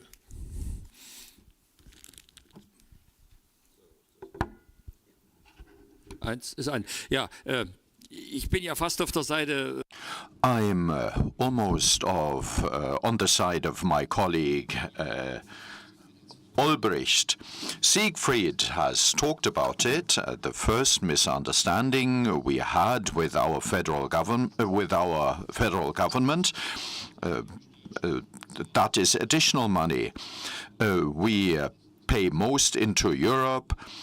This will be a part of our household, and Europe doesn't have to worry.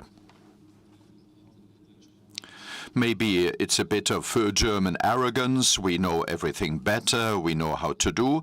However, that instills distrust in the municipal level, local level. The Free State of Saxony, there were conferences with the mayors. The aim was to listen to people. What do you want? What do you need? And that may have been written down, I take it. My question is, where did it get lost?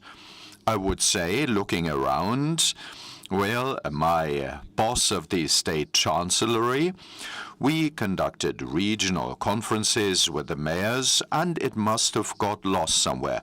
Now there has been a change of government, and I would like to ask my colleagues, mayors, where did it get lost? And let me say again, it may be to do with German arrogance. We know everything better. We don't need Europe. Put it into the budget. So I want to listen.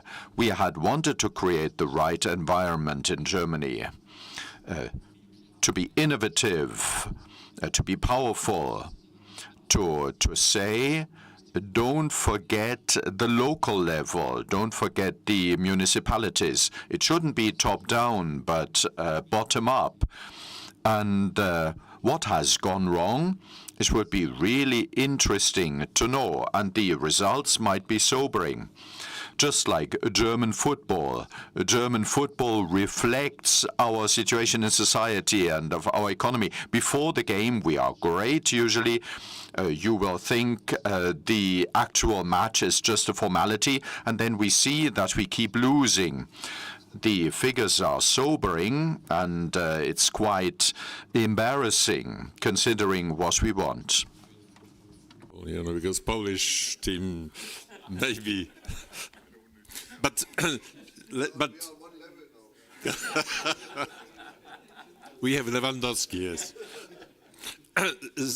But going to what you said, I mean, what is important, for example, in Poland compared to Germany? I don't know if the people, I mean the mayors, people, etc., they know the German will pay back anyway, if the money is spent or not, and will pay the biggest part of it, because the grant part will be paid by the budget. So if it's paid by the budget, of course, Germany will be the biggest payer for the grant. So if the money is not spent, it will be paid anyway by the German citizens, etc., etc. So I think this is very important, especially before the election. Really. Okay, so I would like to ask Thomas Gottweis, the member of City Group in State Parliament of Thuringia. You are the spokesman about the energy policy. I think so it's extremely important. Ja, also, wie gesagt, ich bin I'm a member of the State Parliament in Thuringia. I'm the energy policy spokesman, and I can only say if there is money left over, we'd love to have it. I think the problem is the following. We have to start communicating with each other. Hence, I consider this conference very important, and the basic idea that the regional, the local level should play a big role is a good idea. With the problem of transformation, the difficulty is that money is lacking at a local level. In order to be able to imagine projects like that in Apolda, my ward, we have a similar condition at the B87 industrial estate. We want to see what is needed. We want to see how can we invest, in which technologies can we invest. After having determined that, the question is, who will do it? Who will implement it? And here, local companies are asked to do that, but capital, money is missing. If you then get the feedback that the need can be met with European funds, that is a good approach. But I do think, it is my impression, in Thuringia, people and companies have not realized that. So the different levels have not worked together well. So this is the first point we have to work on. People should get knowledge about these funding opportunities so that the funds can be tapped at a local level. Question is to the mayor of Weimar. What is the point of view of the local authorities on the whole issue, especially the question of participation in the meetings, consultation before, and what is going on now? Please, the floor is yours. Ja, auch noch von mir einen schönen guten Tag. Peter Kleine. Peter Kleine, I'm the Lord Mayor of Weimar. Marion, thank you very much for the invitation. It is interesting to hear that there is distrust of the local level. And the question was, why is there distrust? We do have it at a local and state level. When they don't trust municipalities to administer themselves. We know what to do through laws, but we cannot finance it.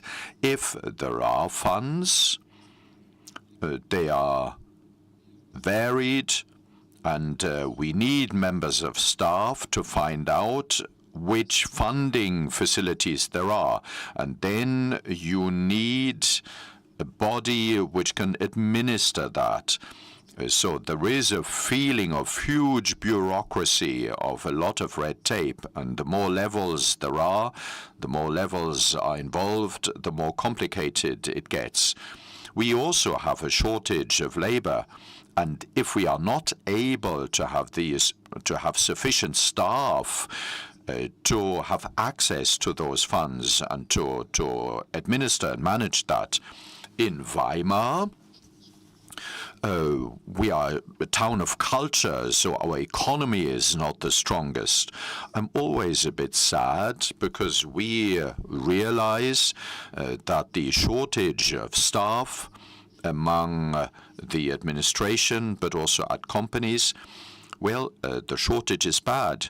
Also at the administration, we cannot sort out road building, for instance, or environmental policies where there are a lot of funds.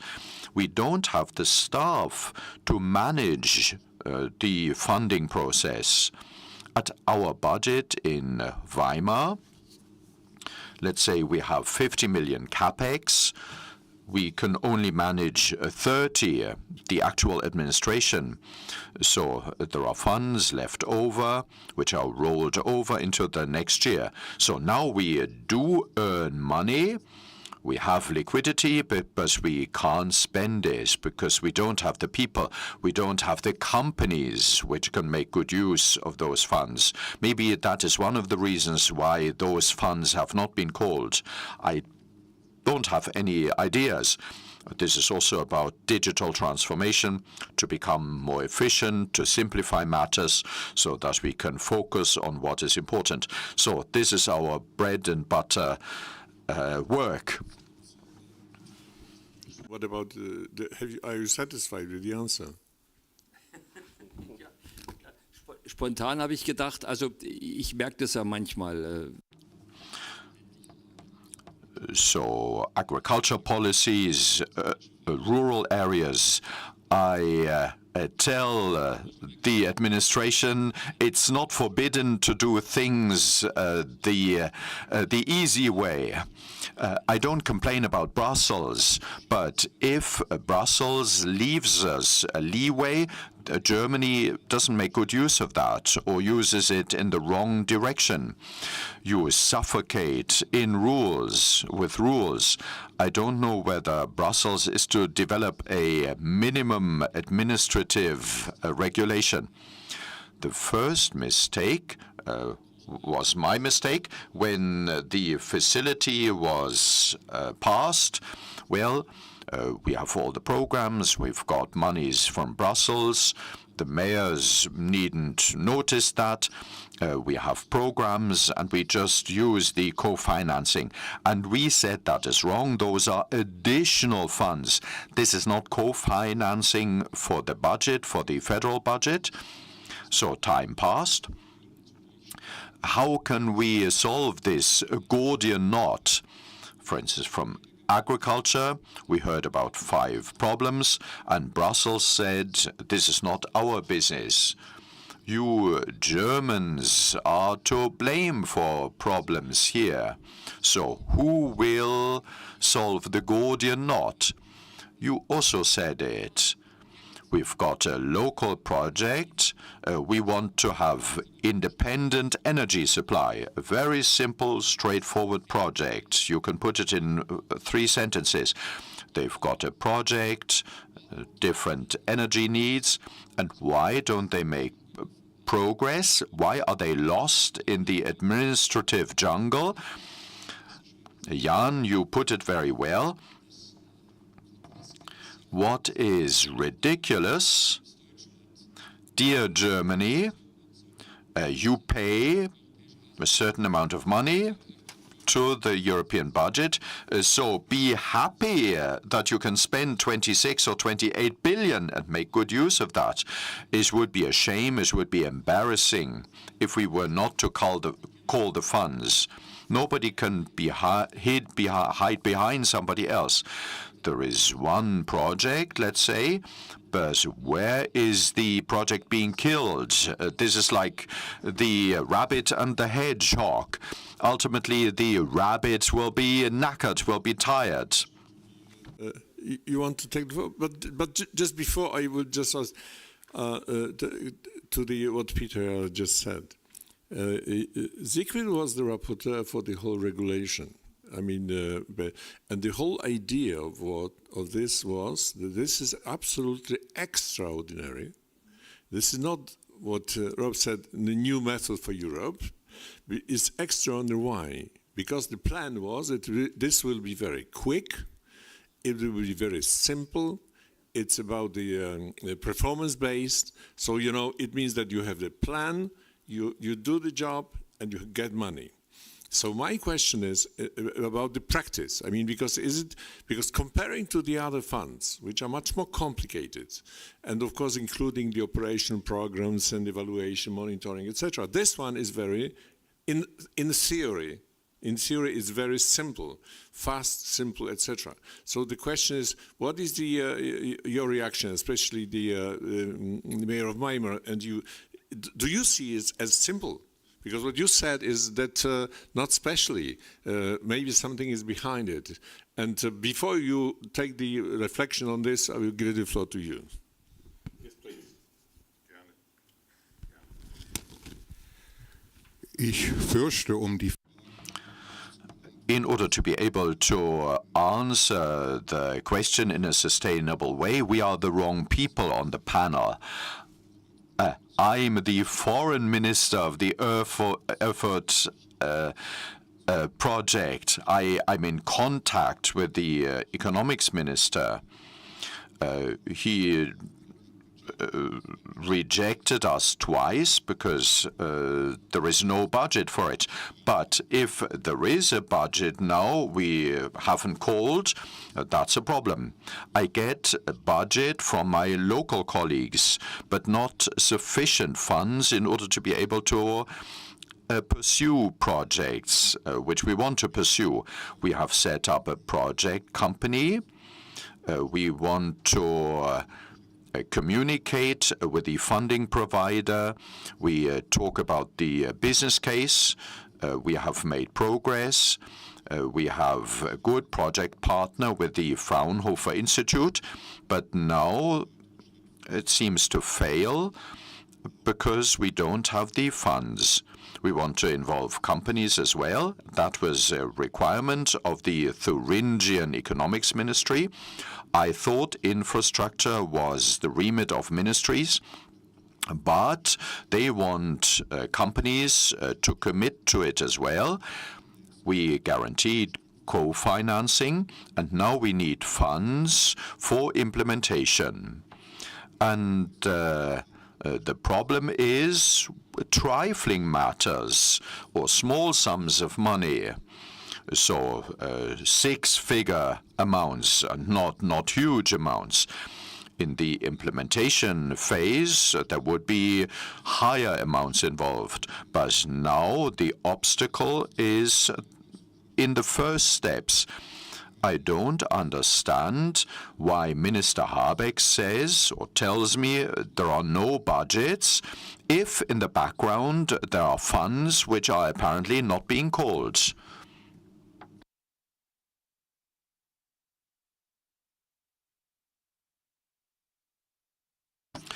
Let me add the following. I've just talked to Mr. Gottweiss. The funds we are talking about, I didn't know about it at a local level. We usually use ESF funds, also urban construction funds, so for our projects as a municipality. If it's about the project of the Erfurt Junction, we are responsible for planning law, but to have incentives for companies to set up shop in that industrial estate, only the Economic Development Association can do it in the Free State. They can tap funds like that. When I just see the local tasks, digital transformation, we do need funds. For a municipality, it is better if there are no general allocations, but let's say targeted investment monies. We need to do away with red tape. We have a team doing it. On the other side, there is a team doing it. You have to approve what you use the monies for. This is so complicated. From a local level, I would like to appeal for general allocations or targeted funds for a certain purpose. And if the building has been built, you see it has been well invested money. This is what we wanted. It should be more straightforward. It should be simplified. So, there is the rub.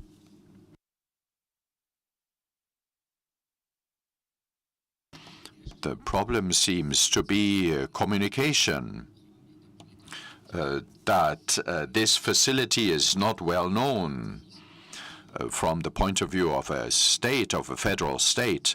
Well, normal European programs, EU programs, they are well-practiced examples, whether it's about urban development. In municipalities, there are people who are well-versed in that, who know their way about those funding means. If you want to provide money in an effective way, you have to approach players and stakeholders and tell them that they can call these funds.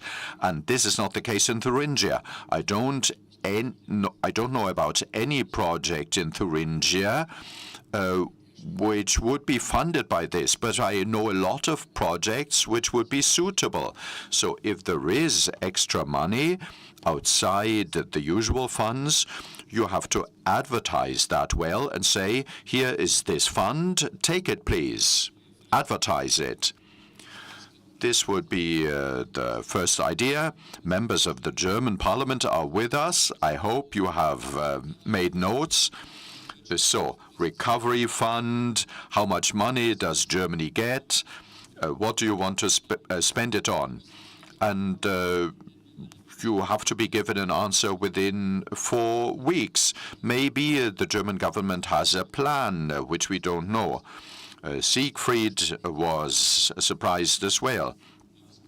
Is there a strategy? What do you want to spend the money on? You should ask the German government. Mr. Noack helps us from the Saxon Parliament. Mr. Noack has just joined us. He is a member of the Saxon Parliament, and he represents Leipzig.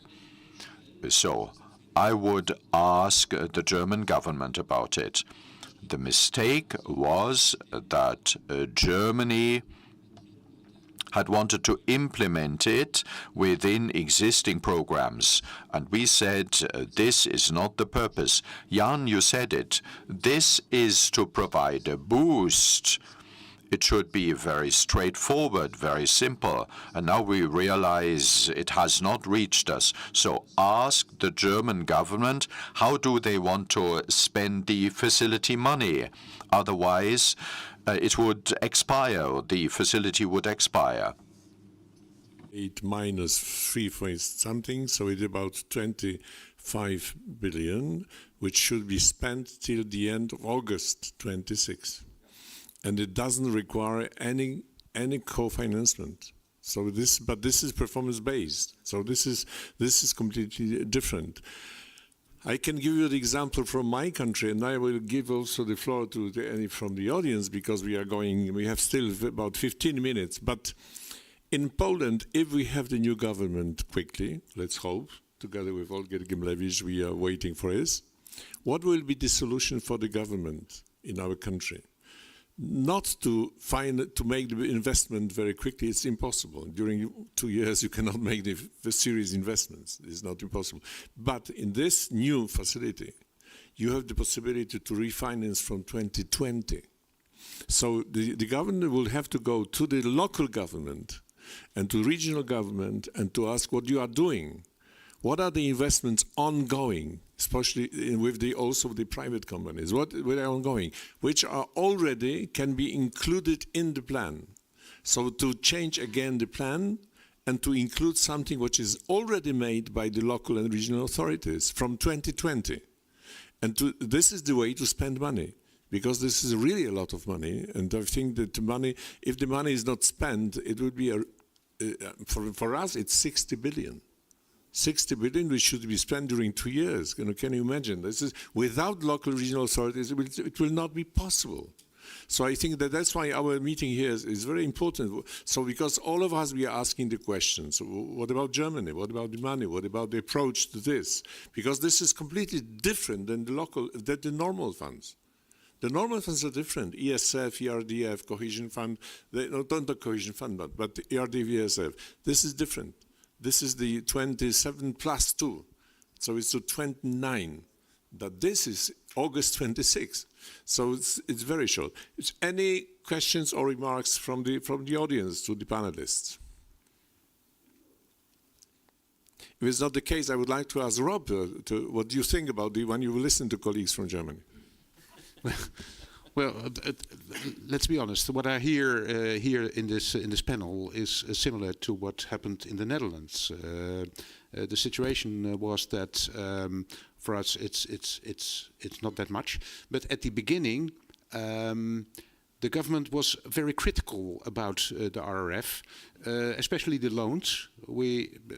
Just like in Germany, I think they were very critical about that. So the Minister of Finance, Hoekstra, who was now the Commissioner, was very skeptical, very harsh also, to be honest, in the negotiations. And that's what we saw then when the plans came. That were plans from not the local or the regional government, that were plans for the national government. They had already plans and they wanted to have more money for it, so they took it out of the RRF. And that was not the purpose of the RRF. So we as a local regional government, we were very disappointed. And also there was asked by the Commission, involve the local regional authorities. But how does that involvement look like? Well, they made the plans. They said, well, here they are. What do you think of it? Well, we said, that's not the way it should go. No, awfully sorry, but this is what it is. And thank you for your comments. That's how it worked. Really, it looks like I'm exaggerating, but it's not the fact, Jan. So I think your idea is brilliant for Poland, but it's not only for Poland, also for the other member states. I think this is the way it should go, because we on the ground, we know where it's needed. And I think that, with all the respect for the national government, but it should be bottom up and not top down, how it is now. But let me give one comment just to summarize a bit. We are facing also the new situation in the European Parliament concerning these funds, because as you know, you are practitioners, so you know how it works in practice. The normal funds are controlled, their bureaucracy, red tape, etc., etc. But in the RRF, from the point of view of Parliament, there is not enough control, because it's completely without control. So Siegfried managed to change the regulation and to add the obligatory publication of 100 beneficiaries from each country. The biggest 100 beneficiaries. You know what happened? You know what happened? European Commission, Johannes is not here because it's not him who is responsible, fortunately. So, and the Commission just accepted, for example, the ministry for something as the final beneficiary. What is the control? If you have the minister as a final beneficiary, it means that the minister gets money, is distributing money without local authorities, and he is the final beneficiary. He doesn't show anybody what is going on. And we as the parliament say, okay, stop it. Show us who is the beneficiary. I mean, what the cities, the municipalities, they got money, if they got or not. What about the enterprises? What about the partners? Who is the final? Because if not, this method can be against this method in future. This is a very good solution, but should we clarify? So I think that I think it's very interesting, very important for us, this panel, because it's not only just to come here and to criticize, but I just ask the questions. I mean, what is going on? And what is going on? And do you have enough information about all the details about this? What about the plan of refinancing from 2020?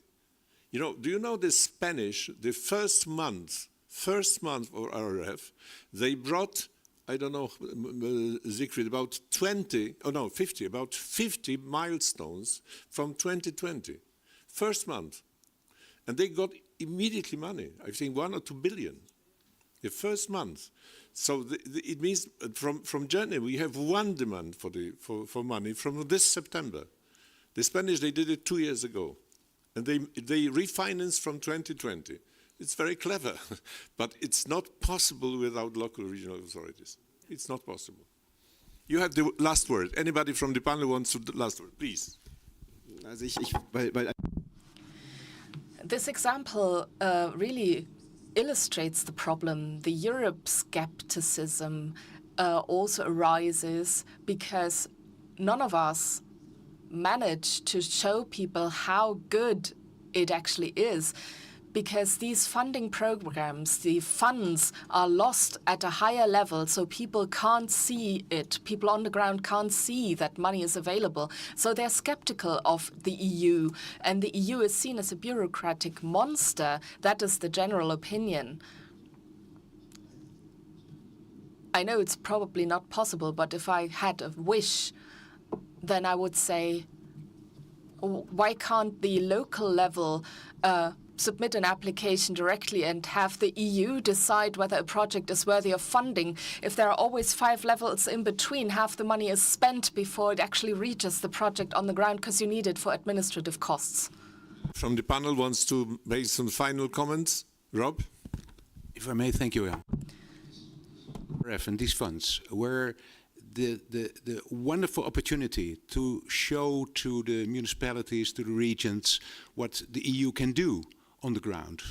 And not far away in Brussels or somewhere else, but it's very nearby. If you see what happens when the RRF funds are coming and what you can all do and establish in your municipality. It is really a missed chance. It's not everywhere the same, I must be honest. In some member states, it's a lot better, but to be honest, the majority of the member states didn't do it very well. And I hope that in the near future, it really will change. Thank you so much. And we made this what Siegfried said at the beginning, we made several meetings. Please look at the plan of Croatia. There's our colleagues from EPP. They have the plan of investment till the last month, August 26. They have the reforms which are planned for each month. So everything is planned and made with local authorities. So they will spend 100% of money in August 2026. I think, please look at it, it's very interesting. Any other comments from the panelists, please? Yeah, okay, I'm a bit sobered when it comes to understanding how the funds are allocated, but I would advocate a bottom-up approach, because on a local level, and I would like to say this also for the Free State of Thuringia, we have a great cooperation. We discuss projects and we communicate directly to our citizens. So that is how we generate acceptance. We take our citizens on board. You can't do communication without taking everybody on board who's affected, whether you're talking about wind turbines or renewable energies. And I can only stress this at this point. Communication is very important, and that is something that suffered during the COVID-19 pandemic. We can see that when it comes to certain investment issues in the population, and there's a certain skepticism when it comes to these investments. And if we don't communicate, the skepticism turns into a statement and it turns into resistance. So I agree 100% with you that we should try to illustrate this by the money that is spent to the projects. We are always the beneficiaries of this EU money. And we should describe in very concrete terms what projects we're able to implement thanks to these European funds. And that is what I take on board. And I think we should also try and change the rules with regard to this. Thank you. Well, all I can say about this is that this is a very important input, and I can commit that we as the CSU group in the Thuringian Parliament will see whether we can at least moderate, host the process to make sure that certain projects can be funded from this facility. applications that we get are a starting point for this, but we also have to stick behind the process. We have to support communication with the local level, and Marion Walsman is a great representative for this, and I think we can work together on this. So we are taking this away as our homework, and we hope that we can spend some of this money in Thuringia. Disposal, I think all the members of the parliament, if you need any information to Peter Siegfried, so I think, please, I think we can just applaud the... Thank you very much indeed. And now we have I think, Siegfried, we have now the break? We have a coffee break, yes. Coffee break. Thank you very much.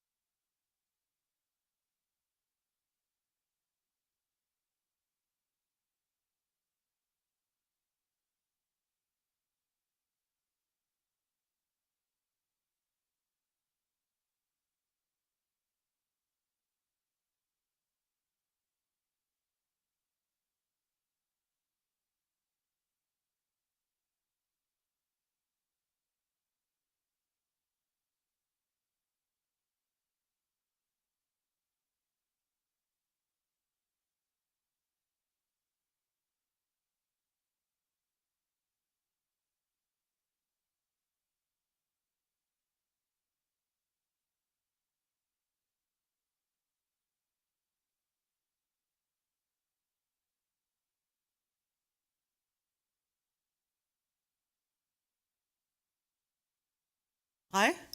Ah, wunderbar. Ich hoffe, Sie hatten eine erfrischende Pause. Ich darf Sie bitten, wieder zu uns in den Vortragsraum zu kommen, in den Meetingraum. So please, everybody, come back to the meeting room. Ladies and gentlemen, that has been a very interesting first panel.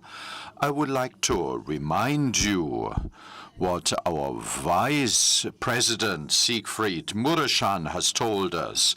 By 2026, the programs to do with the recovery fund will have to be spent. The money will have to be spent by 2026. So we have to create the right environment for that. I now look forward to the next panel. Now we will talk about synergies between the Recovery and Resilience Facility and traditional EU monies. So the structural funds, are they fast enough? What are key elements? I'm happy that Olgierd Giblievich joins us, the president of the EPP group in the European Committee of the Regions. I was a member of that European Committee of the Regions for 3 years. I appreciate the work of the European Committee of the Regions. The best discussions we usually have with regional representatives, mayors, for instance. I keep my fingers crossed that the revision of the position of the European Committee of the Regions will be successful. The committee can be a good yardstick, a good litmus paper for the situation. Then there will be Andi Grabner, the district administrator of Saxony-Anhalt, so district administrator, Landrat in German. So he's the district administrator of Bitterfeld, an industrial region where exciting things are going on, especially as far as future energy production and energy supply is concerned. So, Andi Grabner, you will make an opening statement, and then there will be a panel discussion. Caroline Braunsberger-Reinhold, a member of the European Parliament and a member of the Committee on Regional Development. Then Bernd Sommer, the mayor of Walsassen from a neighboring region. Andre Neumann from my home state of Thuringia. Altenburg, Lord Mayor of Altenburg. A lot of people who work in Leipzig prefer to live in Altenburg and vice versa. And Sven Liebhauser, the Lord Mayor of the town of Döbeln. I take it this will be another exciting panel discussion. I have to say sorry. I have to go to the local policy conference in Kassel. It would not have been possible to go by train, so I will sit behind my steering wheel, and Manfred Weber, our chairman, will speak to us there in Kassel. We have seen to it that there will be a point which we have discussed here. How does the money for important projects go to the right stakeholders? How can we make good use of that so that by 2026 we will tap the advantages? So thank you very much, Siegfried Mureschan. You have done great work. Applause for Siegfried Mureschan. Keep up the good work. And for me, Peter Jahr, my colleague from Saxony, will make some closing remarks. But before that, still a very exciting panel. The floor is yours. And first, Andi Grabner will speak, the district administrator of Saxony-Anhalt and the Bitterfeld district.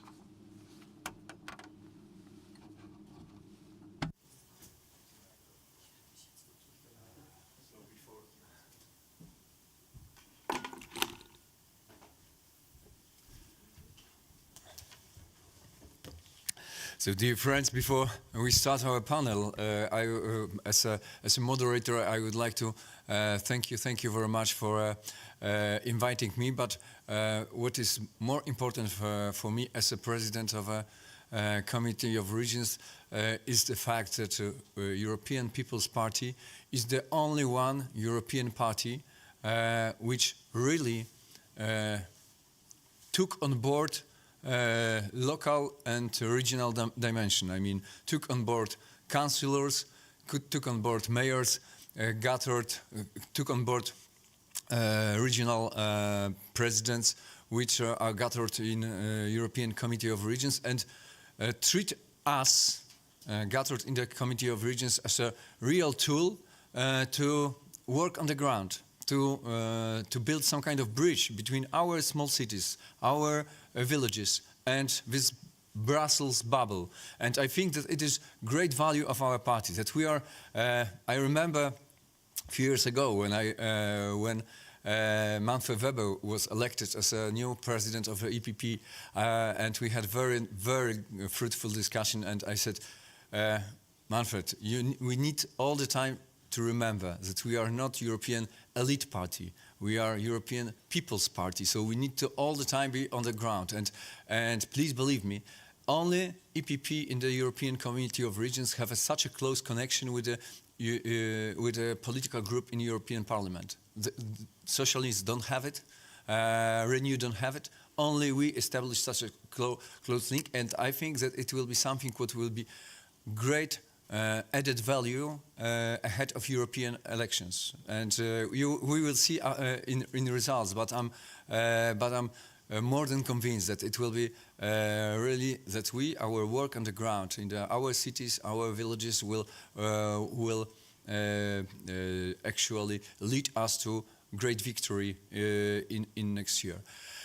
And on the other hand, I think that that thanks to the fact that we are so based on the ground, we are the most realistic party in Europe. We managed to avoid, because we treat politics not as a religion, not as a ideology, but as a tool to improve people's life in our cities, in our villages. So it is second added value because we can on the daily basis share our experiences. Today I was a little bit late because I just arrived from my region. On the daily basis, I'm a president of West Pomeranian region in Poland. You are cordially invited. It is not so far away. It is only 3.5 hours by car to the capital city, to Szczecin. Certainly, some of you know the city or know our beautiful beaches on the Baltic Sea in our West Pomeranian region. Region is relatively a little bit bigger in terms of areas than Saxony-Anhalt, for example, but with a little smaller population, a little bit less than 2 million of people. I'm talking about it only to pass the message, to convey a message that we are working together on the daily basis. On the daily basis, have a chance to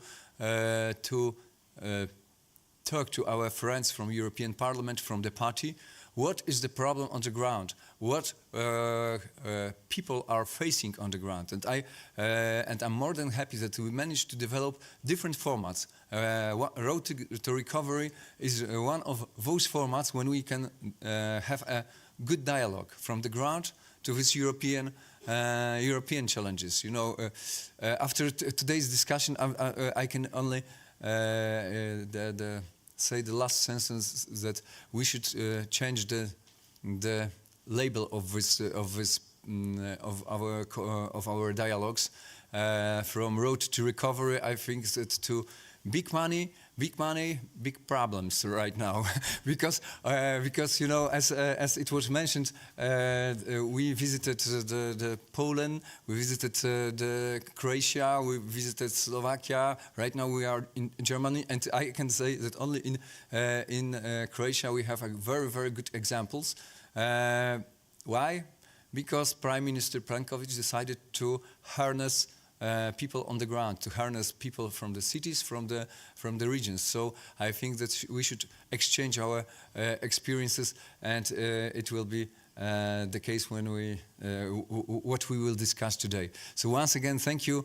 I'm very happy to be here today, and that I can have an opportunity to moderate our panel. Thank you very much.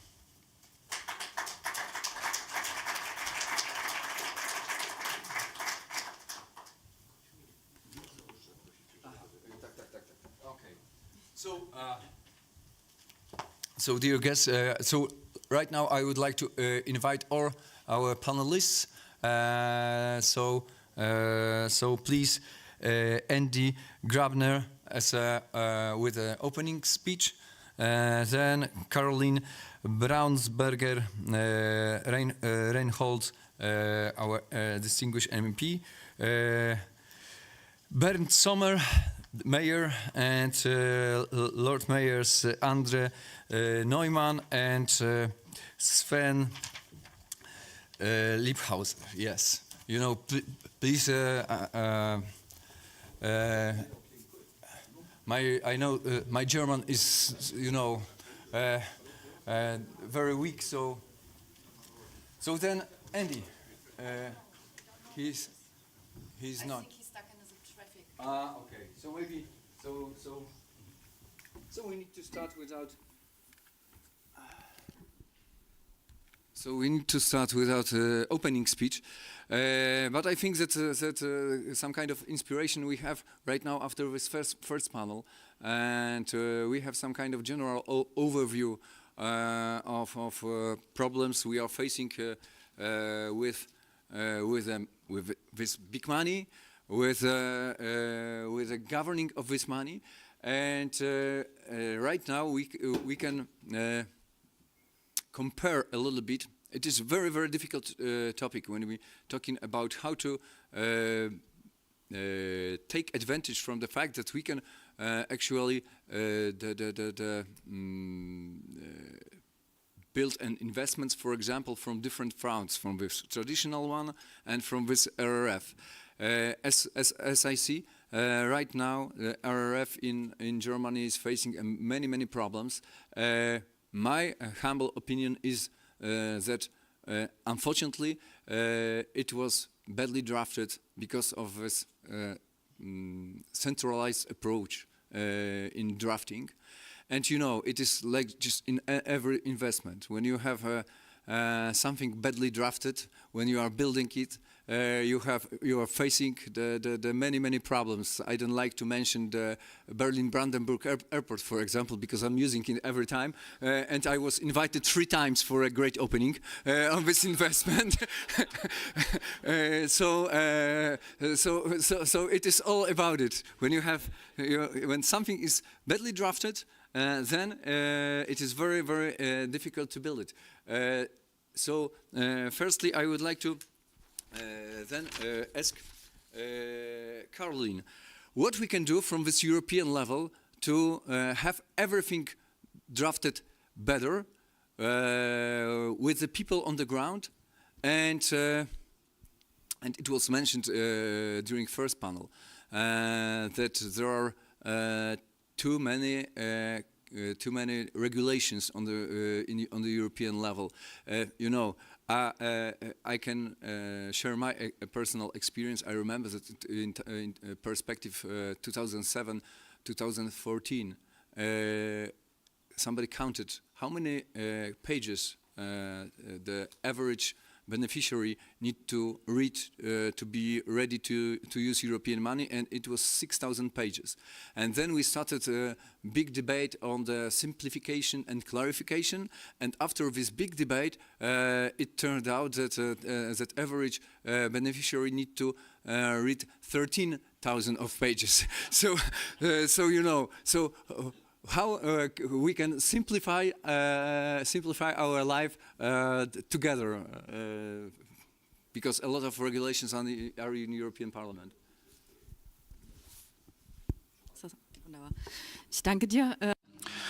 Thank you very much. Simplification is a matter that has always been important for us, has kept us busy. Before I joined the parliament, I was with a local administration at the mayor's office. We applied for funds, for different funds. Regional funds mainly, where people, however, see that something happens, the refurbishment of the church roof or local costumes, traditional costumes.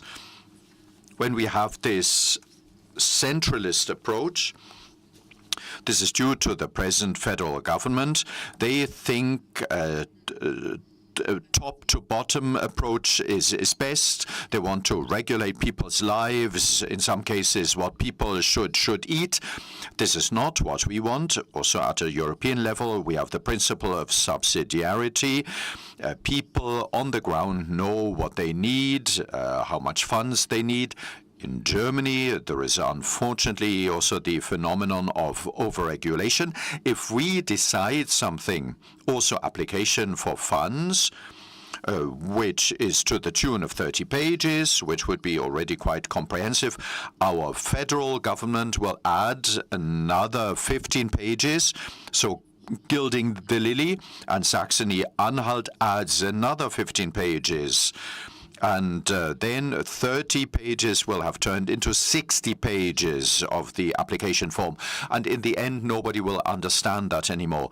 Then the actual invoicing period, the actual billing period for construction measures. We can't apply for the money or to come up with a construction plan, with a zoning plan to build everything and then to account for it. Construction application for funds, 3 years for that is extremely short. Let's say local traditional costumes for your local association is much easier. So we should trust people on the ground. I may not understand why locally this house needs refurbishment or this house needs to be built, but people on the ground know, local people know, even if it doesn't seem logical to us at a European level. People on the ground know better.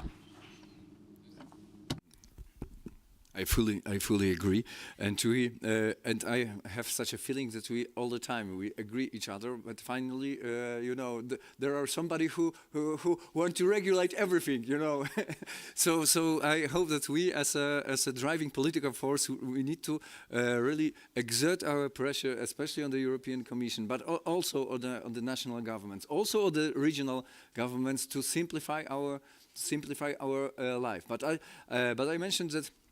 In my opinion, many countries, and it is not only my opinion, it is a lot of survey shows that in many countries we have right now we are facing the problem with the RRF because it was not properly consulted on the ground with the mayors, for example. So that's why I would like to ask Bernd, the mayor,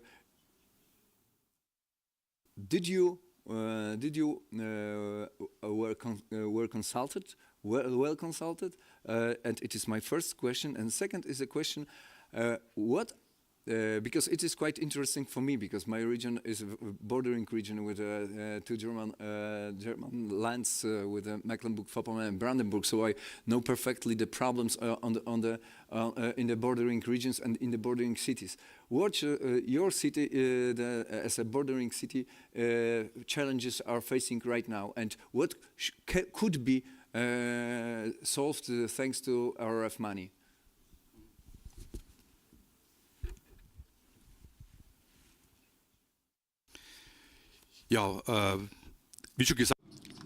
As was already said, we're a small town in the northeast of Bavaria at the Czech border, and in Bavaria this is called an area with a special need for action. Bavaria is not all golden. There are also regions that are struggling, like ours. Our partner city is in the Czech Republic with 40,000 people. And according to the Bavarian Development Plan, we're a cross-border development center, which a term which we try to fill with life, and I'll explain what it means.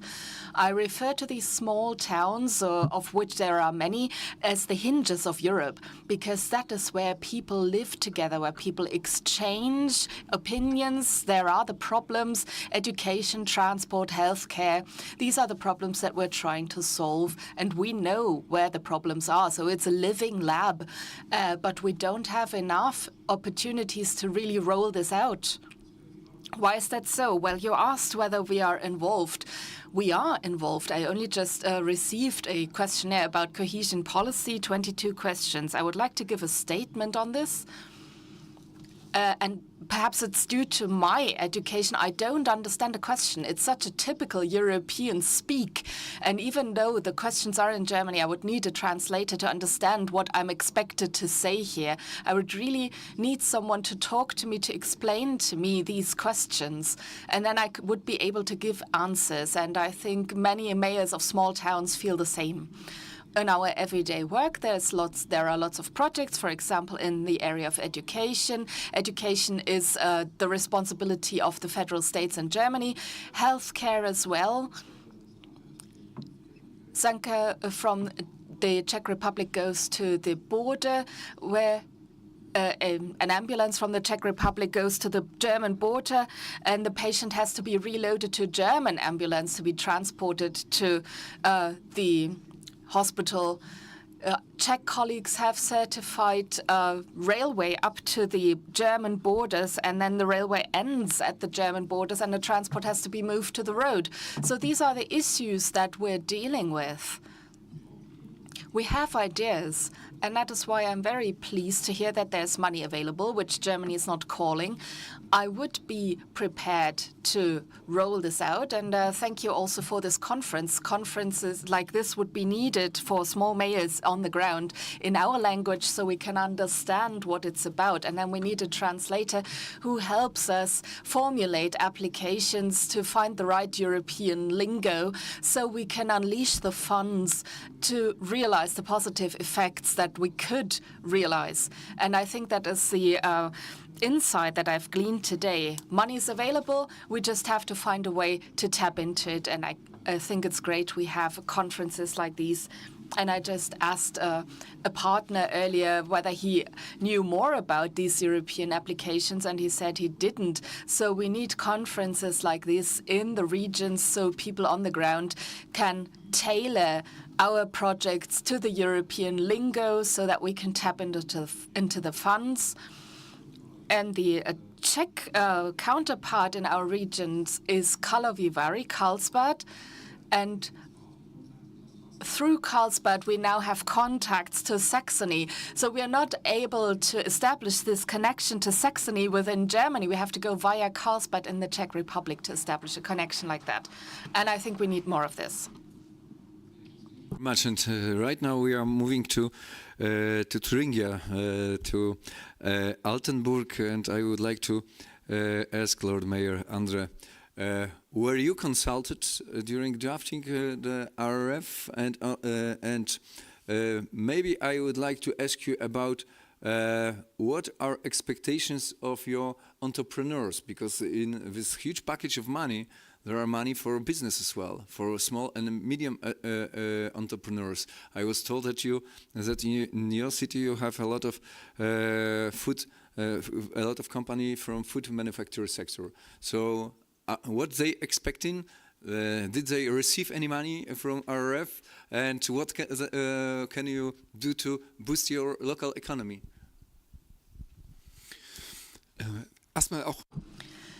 First of all, also welcome on my behalf, and thank you very much as well. I think what needs to be said to those who work on the European level to make sure that regions like ours receive funds and can recover.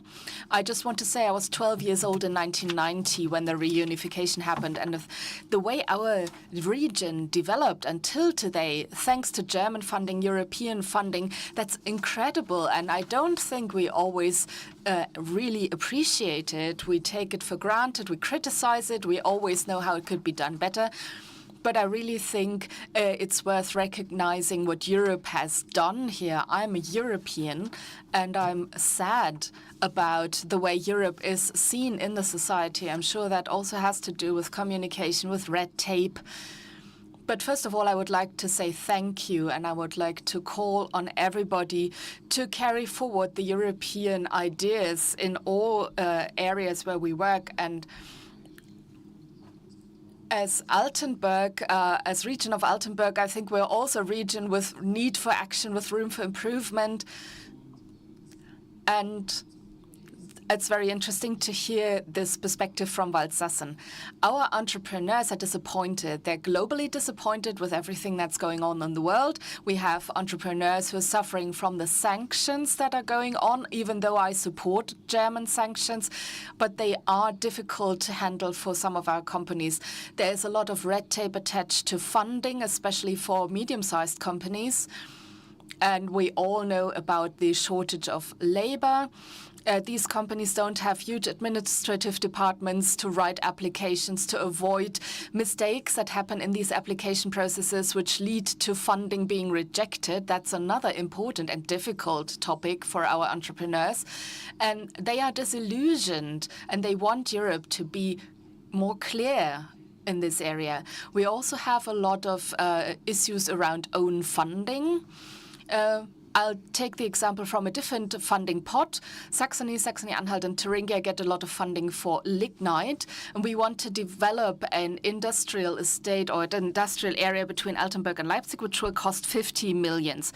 We have 90 millions for all of Altenburg region as funding, but the German regulations requires us to pay 10% of this funding from our own resources. We have 32,000 inhabitants, so that's 5 millions plus percentages that are not eligible for funding. That's 7 to 8 million, and we're really struggling to get this money together. We're negotiating with the state and with other partners to get this money together.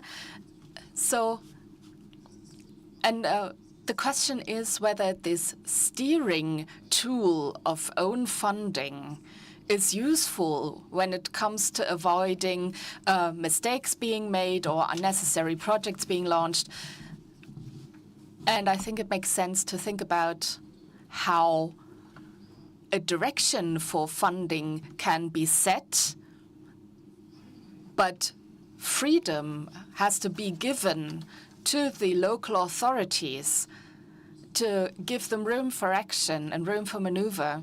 That would really make things easier. There are lots of regulations in terms also of funding periods during which certain regulations apply to the funded project. For example, in Altenburg, the market square, if I want to plant a tree on the market square in Altenburg, I would be violating the funding regulation that paid for the renovation of the market square. And if I plant a tree there, I'll have to pay back funding at a volume that we're not able to afford. So I can't drive climate protection because I can't plant trees. And we're now planting trees in pots. They'll die in 20 years. And these are things where regulations counteract each other. And entrepreneurs don't understand, the citizens don't understand this. And I think we need deregulation. We need more freedom within a direction, a general direction, to regain trust and confidence by our citizens. And that is the kind of homework I would like to write into the EPP's agenda. And perhaps we can see in 6 months the effects of this discussion. And when it comes to funding tools, we really need change in terms of more freedom and less regulation. Thank you. Fully agree. And I can only present André as a real ambassador of European Union on the ground. Usually when I'm talking with politicians in Brussels, one of the additional argument why we need to take on board mayors, councillors in our cities and our regions is that we on the ground are a real ambassador of the European Union. We of course see the mistakes, but in total we're promoting common Europe. And you know, it is not the case in many countries on the national level, because in many countries, especially governed by populists, they are blaming Europe for everything and privatizing all successes in, for example, construction, some kind of investments thanks to European money. They are forgetting Europe in such a case. That's why I think that it is our common responsibility to be active, even in our cities, to translate this very, very bureaucratic and difficult language, European language, to our citizens, to our language. But on the other hand, the work need to be in other direction done. I mean, our impressions, our amendments, our problems need to be actually delivered to Brussels, and then we need to some kind of positive reaction from Brussels as well. And I hope that in the next elections we will be the strongest political the family, and that's why I think that we can simplify our life a little bit more. And then I would like to go to Dublin. Dublin? Okay. Dublin, Sven, what are your experiences with the RRF? Do you have any? and what are your impressions on the topic we are talking about? I don't know if your city used this traditional money from this budget, or do you performing any investments from traditional money or from RRF money? How it is in your city? First of all, thank you very much for the opportunity to speak here for this format of exchange and for putting Road to Recovery on the agenda. Before I received the invitation, I had never heard about the RRF. I have to be honest about that. We have 24,000 citizens. We have 85 members of staff in the administration, and they're quite fit when it comes to administrative structure and also raising funds, knowing about funding facilities, adding up to our own funds. And I read about the RRF facility, and I read that it's very diverse. It works in the areas of sustainability, healthcare, schools, infrastructure, education. There are many possibilities to tap into funding. The federal government, however, only started calling on funds in September of this year, calling on 5.4 billion euros out of 28 billion euros that we could have. So on the local level, I have to ask myself, where did the money go to and who's supposed to use it, who's eligible? And I suspect that the objectives of the federal government are to be funded by this and not so much the objectives of the local level. Well, if I understand the EU correctly, the goal is to bring this money to the local level, to the local administration, and also to the private sector in order to push development, to push transformation. And I don't really see that happening. Dublin as a region really benefited from the EU in recent years when it comes to cohesion of the community as a whole, and that is the overarching goal, to generate mutual understanding between member states, to drive social cohesion, territorial cohesion. And another point is that since 1990, we have been driving the transformation process in our region, and we really have received a lot of funding in recent years for this. From the EFRE fund, which was really good. Unfortunately, we're no longer eligible, but the city center of Dublin, the 2 market squares were funded from this fund with 75% funding from the fund.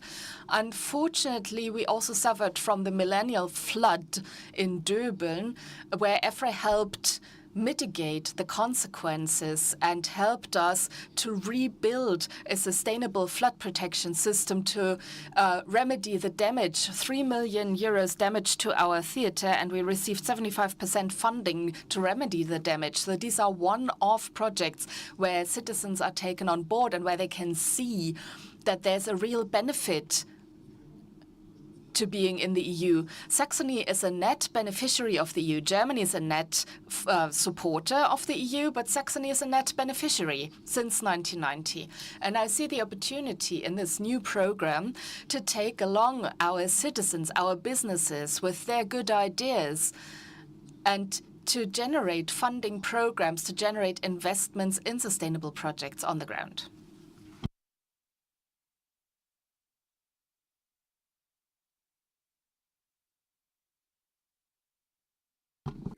I was talking a little bit with my friend Jan Olbricht, my Polish friend, because sometimes I'm kidding that we are hired as moderators in the panels because we don't have any experience in Poland with RRF, as the money are blocked by our government because of abusing rule of law. So I'm kidding that, you know, in Poland the RRF money are just like Yeti. Everybody are talking about it, but nobody's seen it. So I hope that that Donald Tusk will be elected as a new prime minister. Everything looks that it will be on 13th of December, and as from 14th of December we have the European summit, and I hope that he will participate for the very first time as a prime minister, and he start to unblock this money to Poland. But we see that the problem, it is not only Poland and our government, that the problem is in many European countries, including Germany. So right now I would like to come back to European Parliament and to ask what actually we can do together as a European Parliament, as a European Committee of Regions, to exert a pressure on Commission to together with Commission exert the pressure on the governments to actually take on board the local and regional leaders, and to start really implementing the great ideas, great projects on the ground, because if not, actually we lost such a big opportunity. And it is one part of a question. And second is about this, the question is about this deadline. It is very short deadline, and I think that right now we should together start discussion about some kind of the postpone of this deadline to actually use this money finally, even in the longer perspective, but to use them on the ground. What do you think about it, Caroline? Thank you. What is important, I think, is for us MEPs to understand how important the funds are on the ground. We come from different member states, we have different experiences, we have different structures in our member states, especially in the political sector, but also in industry. That's a fact. In Germany, we are working very much on a regional basis. That is really important. So we have experience in decisions being made on the ground. However, this is not the same in all member states. Certain member states historically have centralist structures or more centralist structures than others. And also the MEPs don't agree across the board. We have different groups in the parliament, and the EPP group is known for appreciating subsidiarity. Other groups like the Left Party group and the Green Party group, they have a different starting point, and they believe that policy has to be made in a top-down approach because people at the top know best. And we have to show that this is not the case. We have to show that people on the ground know best where funding is needed. And as I said, We don't have to understand everything. We at the top, we don't have to understand everything. It's important for people on the ground to understand what they need. And we should trust people on the ground in the regions. And of course, a euro or two may be misspent in our perception. But the money that is currently being blocked, that is not even called, I think that is a much bigger problem. So we have to communicate. The Committee of the Regions has to explain and has to make it clear how important it is to have trust in the people on the ground. So we mustn't be silent. We really must make people responsible. We have to make it clear to all the commissioners and the president of the Commission that they make policy for our citizens. So they should make the laws for our citizens. Our common responsibility and common job need to be done. I think, especially that you are in the Regi Commission, and we have our Cotter Commission actually with the same portfolio, and we need to exert the pressure that to take on board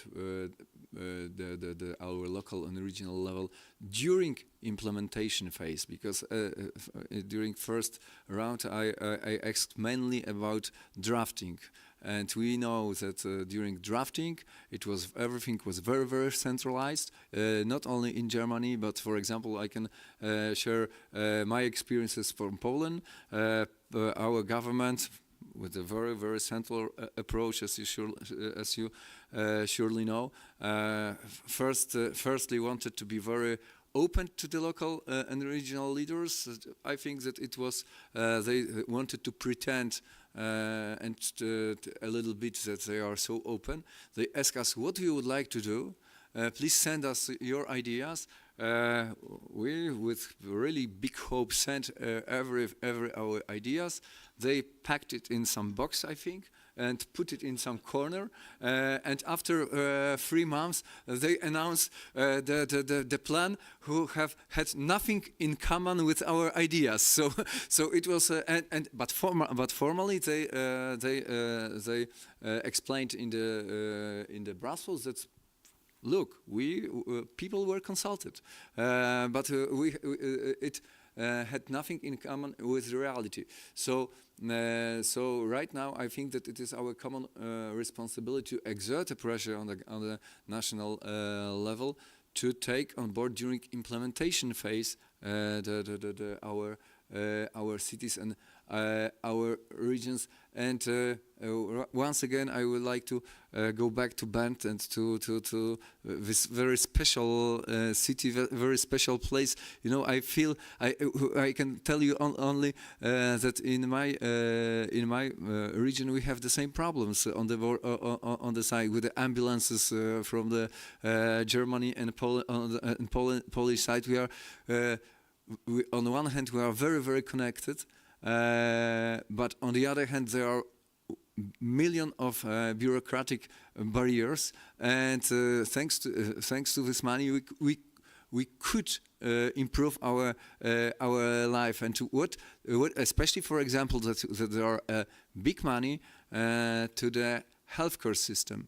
And what do you think? How you can? Do you have any idea how to, in a relatively fast way, use this money to improve the people's life in the bordering areas? Ja, ist eigentlich relativ leicht und It is relatively easy, and I can take up on what you've said. Regulation makes it difficult. We've got the possibility to do it at a municipal level for the fire police. If there is a fire in Eger, our firemen will go over there and vice versa. And the job is worth the same amount of money on both sides. You could do the same for hospitals and for healthcare. How could you change it? There could be model projects in our small regions. First, we need staff managing that. I cannot do it from the town halls. They don't have the expertise, so I need trained people for that. And the second example, which is annoying, thinking of the pandemic, the borders were closed again. I would never have thought that I would see this again in my life, closed borders. So we didn't have the skilled people from the Czech people, but in the end we managed. And what have we learned from that? Nothing. We would come up with resilience reports. What went well, we want to write down. We want to come up with emergency plans. But for us, as a small municipality with just 25 staff at our town hall, we cannot do it. Now we are looking for people to do that and for money. We don't have access to those funds, but it would be important for the regions, but also for our function as a hinge, as it were. And this could be a blueprint for Europe, what is going on at the German and Czech border. It's the same at the German and Polish border. So we should learn from that experience. We should exert pressure on the government. As far as the CSU is concerned, they don't really act as a connection to Berlin. Thank you very much. I can share a lot of your experiences from this, especially first phase of pandemic, when borders were blocked, and in this moment we realize how connected we are, and unfortunately I feel the same, that we didn't draw good conclusions from this very painful lesson in the bordering regions and in the whole Europe. Coming back to André, let's imagine that today you receive an email that money from RRF are available to your city. You can digitalize, you can make your city greener, you can invest in a healthcare system. What you would like to start with? What are concrete ideas which can be implemented in the concrete projects in the Altenburg?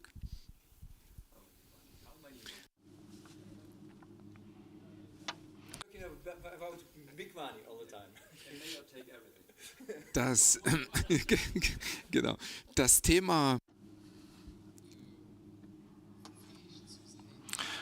Namely, to be capable to invest in the challenges of the future, climate, transport, and for that it's important to enable the administration, and here digital transformation is key. If I got the email, well, we have great problems in Thuringia with digital transformation, so I would take those millions at the town hall to do more for digitization and digital transformation. And that would enable me to work on other topics. For that, it's important to attract companies. Climate, energy is another big issue, which we would then invest in later. Well, we should exert pressure. Maybe they should understand in Europe that the instrument doesn't work for certain reasons, and they should admit those problems. It's not about finger pointing. They should just admit maybe terms can be extended, red tape, do they expect that money? Can that money still be paid even though the deadline has expired? So people have to admit that there are problems. And the other topic is the marketing of the product, so to speak. Pressure needs to be exerted from both sides, because then there is no way to escape. So there is money, and then they could say, dear state, dear federal government, you are not in a position to apply for it and to pass the money on. Then there would be pressure from the bottom. There will be elections again, and that would be a problem in elections. As far as the marketing of the instruments is concerned, there should be other channels for us at the local level to learn about instruments like that. So, in a nutshell, better marketing, and send the email to me today. I would make it possible for my municipality to work on the issues of the future, and then I would start investing in the economy and the climate. So I think that it is. I don't like to invent another question. Sven, you're receiving the same email today, and what will be your priorities in your cities and in Saxony as well? Also ich schließe da natürlich an. Digital transformation, digitization is just as important as far as our town halls are concerned. We have a lot of catching up to do. However, there are lots of new opportunities. Next week, I have a meeting with entrepreneurs, with small and medium-sized businesses. I want to learn what they need so that they can use the money. We have a local utility, and they want to accompany the process. This is about the energy transformation, so that we can invest money in a sustainable way, and that makes sense economically speaking. Also, the administration or buildings, actual buildings, school buildings, which were refurbished in the 1990s, and now after 20, 25 years, they should be refurbished again. And with those funds, which are about sustainability, they could be refurbished in a much better way, also in terms of energy efficiency. At the moment, this doesn't make economic sense, and here monies like that would make sense. Also, from the local level, I would like to appeal to the federal government, because they are to blame for the money getting stuck. So they could just ask our colleagues in the federal parliament. There should be pressure being exerted. The federal states should be involved, if possible, without any formal administration. And then with members of committees and councillors, EFRA would be another way where we have allocation criteria already, and we would then make good use of that. So it would be nice to find a good way of investing that money.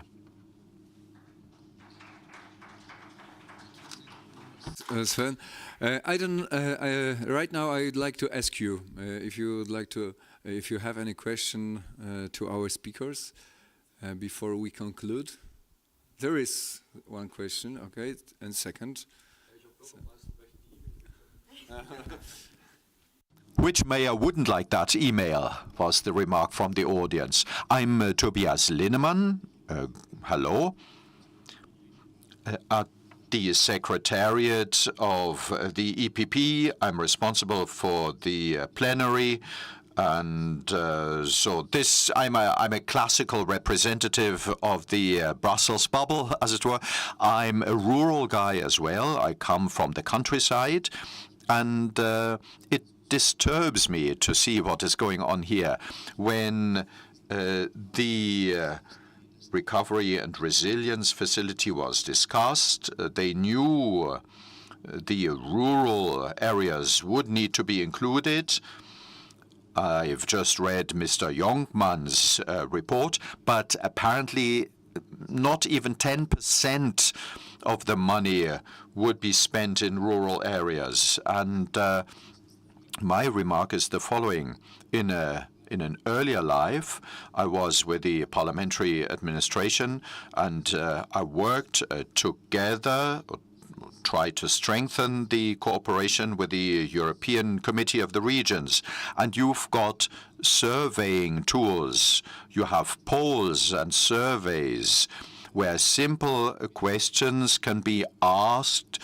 More than 200 local and municipal authorities, and you would get an answer to that poll. And we had wanted to use that tool for committees in Parliament, but that didn't really work. This was to do with red tape. We are all Brussels bureaucrats. We can't do things the easy way. So I think it's good that we, as the European People's Party, Siegfried, and you as well, to make this exchange possible. Maybe as European People's Party, we should bring together our rapporteurs and make good use of their tools. When we make it possible that there is discussion in Parliament involving the municipal and local authorities, that would be a good thing. And then we can listen a bit more to the local and municipal level. The second remark, what Caroline Braunsberger said, well, 60 pages to apply for monies. I mean, this would be like a PhD dissertation. In September, Ms. von der Leyen gave her State of the Union speech, and what we liked was a legislative proposal to reduce reporting duties by 25%. Maybe we should learn from the Greens and the left. They only legislate. They have a target, a reduction of CO2, for instance, or remediation of the landscape. Maybe we should say member states should notify us how they want to achieve this 25% reduction aim in reporting duties. And our green and red German government knows about that. Maybe we can learn from them as well, how you can legislate in a good way. Question.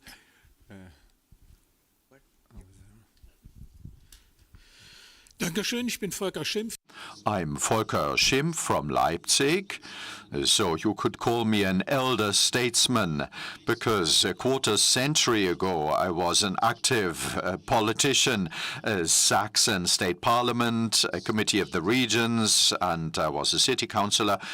We have talked a lot about state and federal levels, and we complained about that. Let's look at the European level. Well, 60 pages, but half of it came from Brussels. To simplify a 60,000-page document and whittle it down to 13,000, that came from Brussels as well. At the beginning, every day you got a huge stack of paperwork. At the end of my work in the committee, you got it by email. I was a member of a parliamentary group of the state parliament. We had a very good office, and then I tried. Well, those documents are an early warning system. At the Committee of the Regions, 2 years before decision-making, you can find out what do people and politicians think about this Commission proposal. I tried to distribute that to the working groups in my parliamentary group, and they said, we cannot use that, keep it. 6 or 8 regulatory drafts, which were all about local transport. It came from Brussels. And The committee, however, is responsible for transport everywhere. So there is over-organization, over-regulation from Brussels, and we have to reduce that. What we get from Brussels needs to be simplified. It's not just the 45 members of the municipal council in Valsassen or the Döbeln people. So the large district town of Döbeln, also the members of the city administration in Altenburg are not in a position to process what they get from Brussels. And what they get from the Committee of the Regions, well, they are not in a position, they are not able to process those huge stacks of documents. We need to simplify matters so that Valsassen, Altenburg, and Döbeln, or even the little village of Jenkendorf, are in a position to work in Europe, and not to say Europe is something like the UN or the African Union or India, far away and difficult to understand. Thank you very much. So please react we have one more. So maybe we will listen to all questions, and then we can react to sum up and to answer the questions. So. Also ich habe eine relativ kurze Frage, weil ich dachte, ich bin der Einzige, der so richtig von... Fairly short question. I thought I was the only person who'd never heard of the facility, but it is becoming increasingly clear here that, especially on a local level, this facility is hardly known, and I read that there's a coordination unit at the Federal Ministry of Finance in charge of coordinating this, so I'm not surprised this information hasn't trickled down. But if the intention was to involve the local level and to get input from the local level, have there been any examples where you could say, okay, there's a municipality, local authority that used this funding for projects?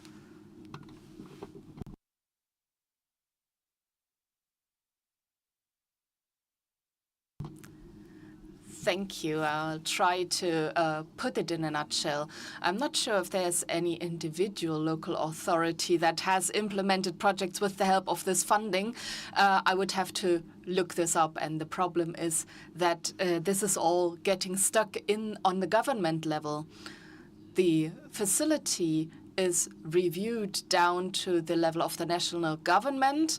So there is no mechanism for us as a parliament, as the European Parliament, to dig deeper. That's a problem that we're faced with increasingly, and it affects many member states. We are working to remedy this, and the colleague from the CSU who's in charge of this is really working hard on this, and she's really working to find out how it works out on the local level.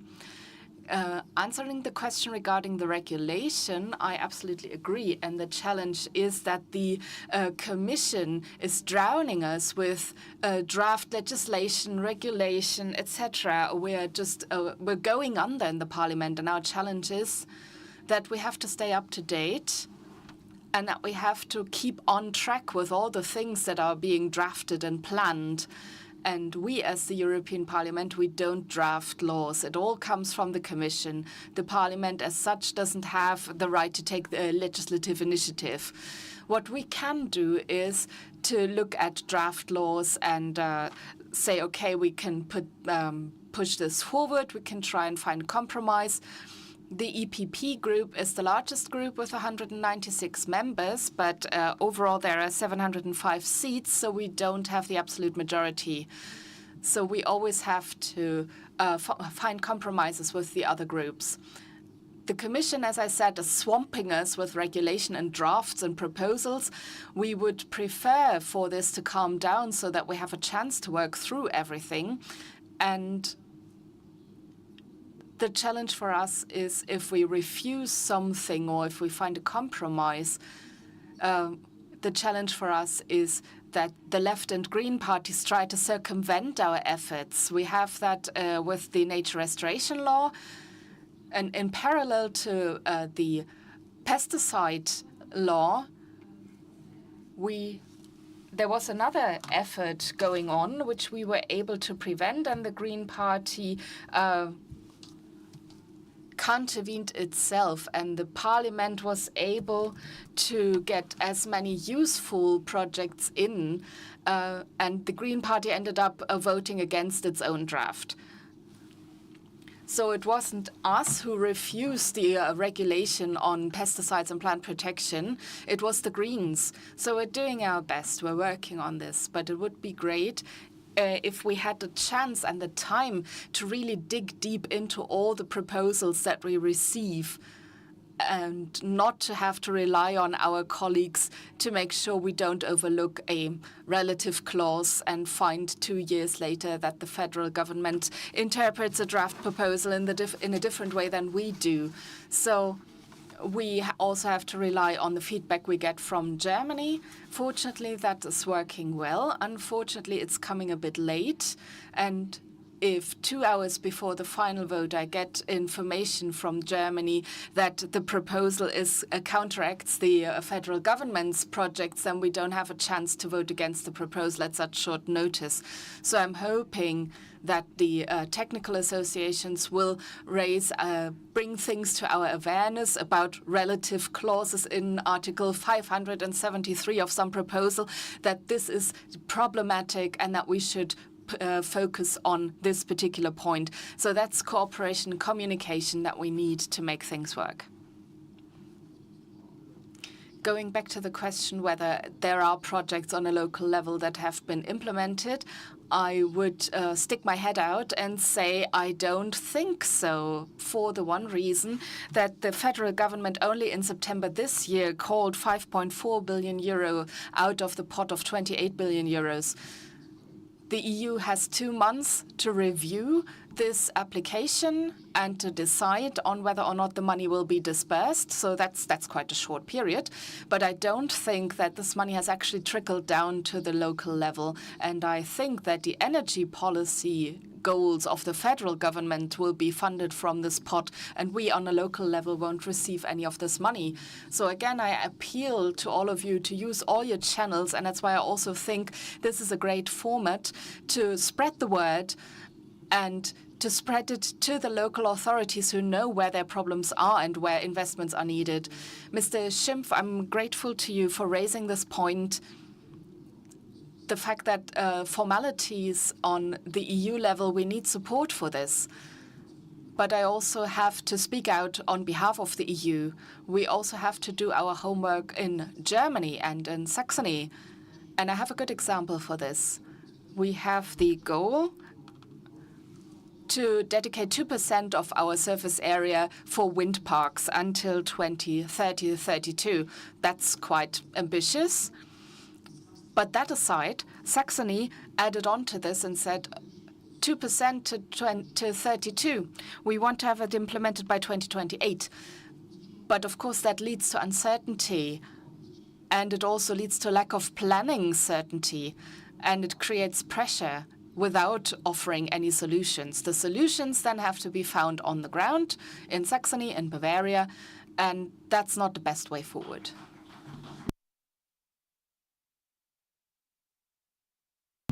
Thank you very much. I feel as if I'm in group therapy with everybody coming out of the closet, but I think this is a really great format for this. We use European funding as well. I'm not sure whether it comes from the RRF, probably comes from the Interreg funds or whatever it's called.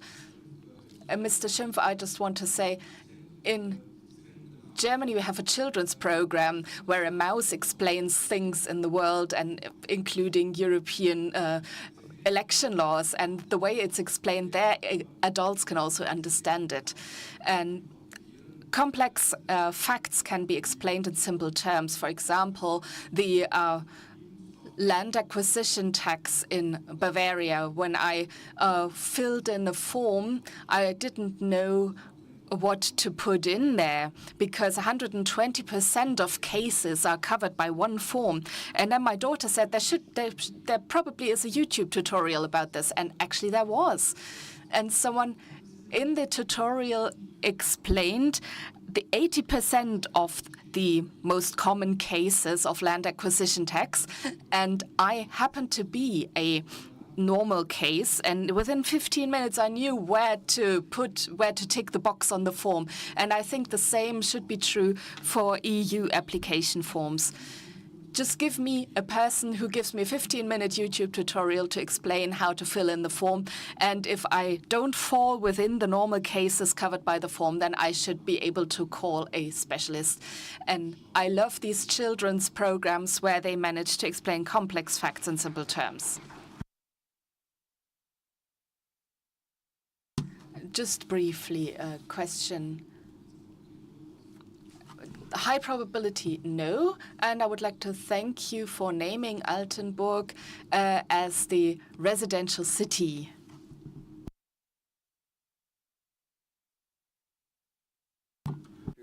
If we have somebody with a mic over there. Ich kann mich auch, wenn ich ein bisschen versuche zusammenzufassen, was uns allen am Magen brennt. Unfortunately, the microphone is not switched on and the translators can't hear.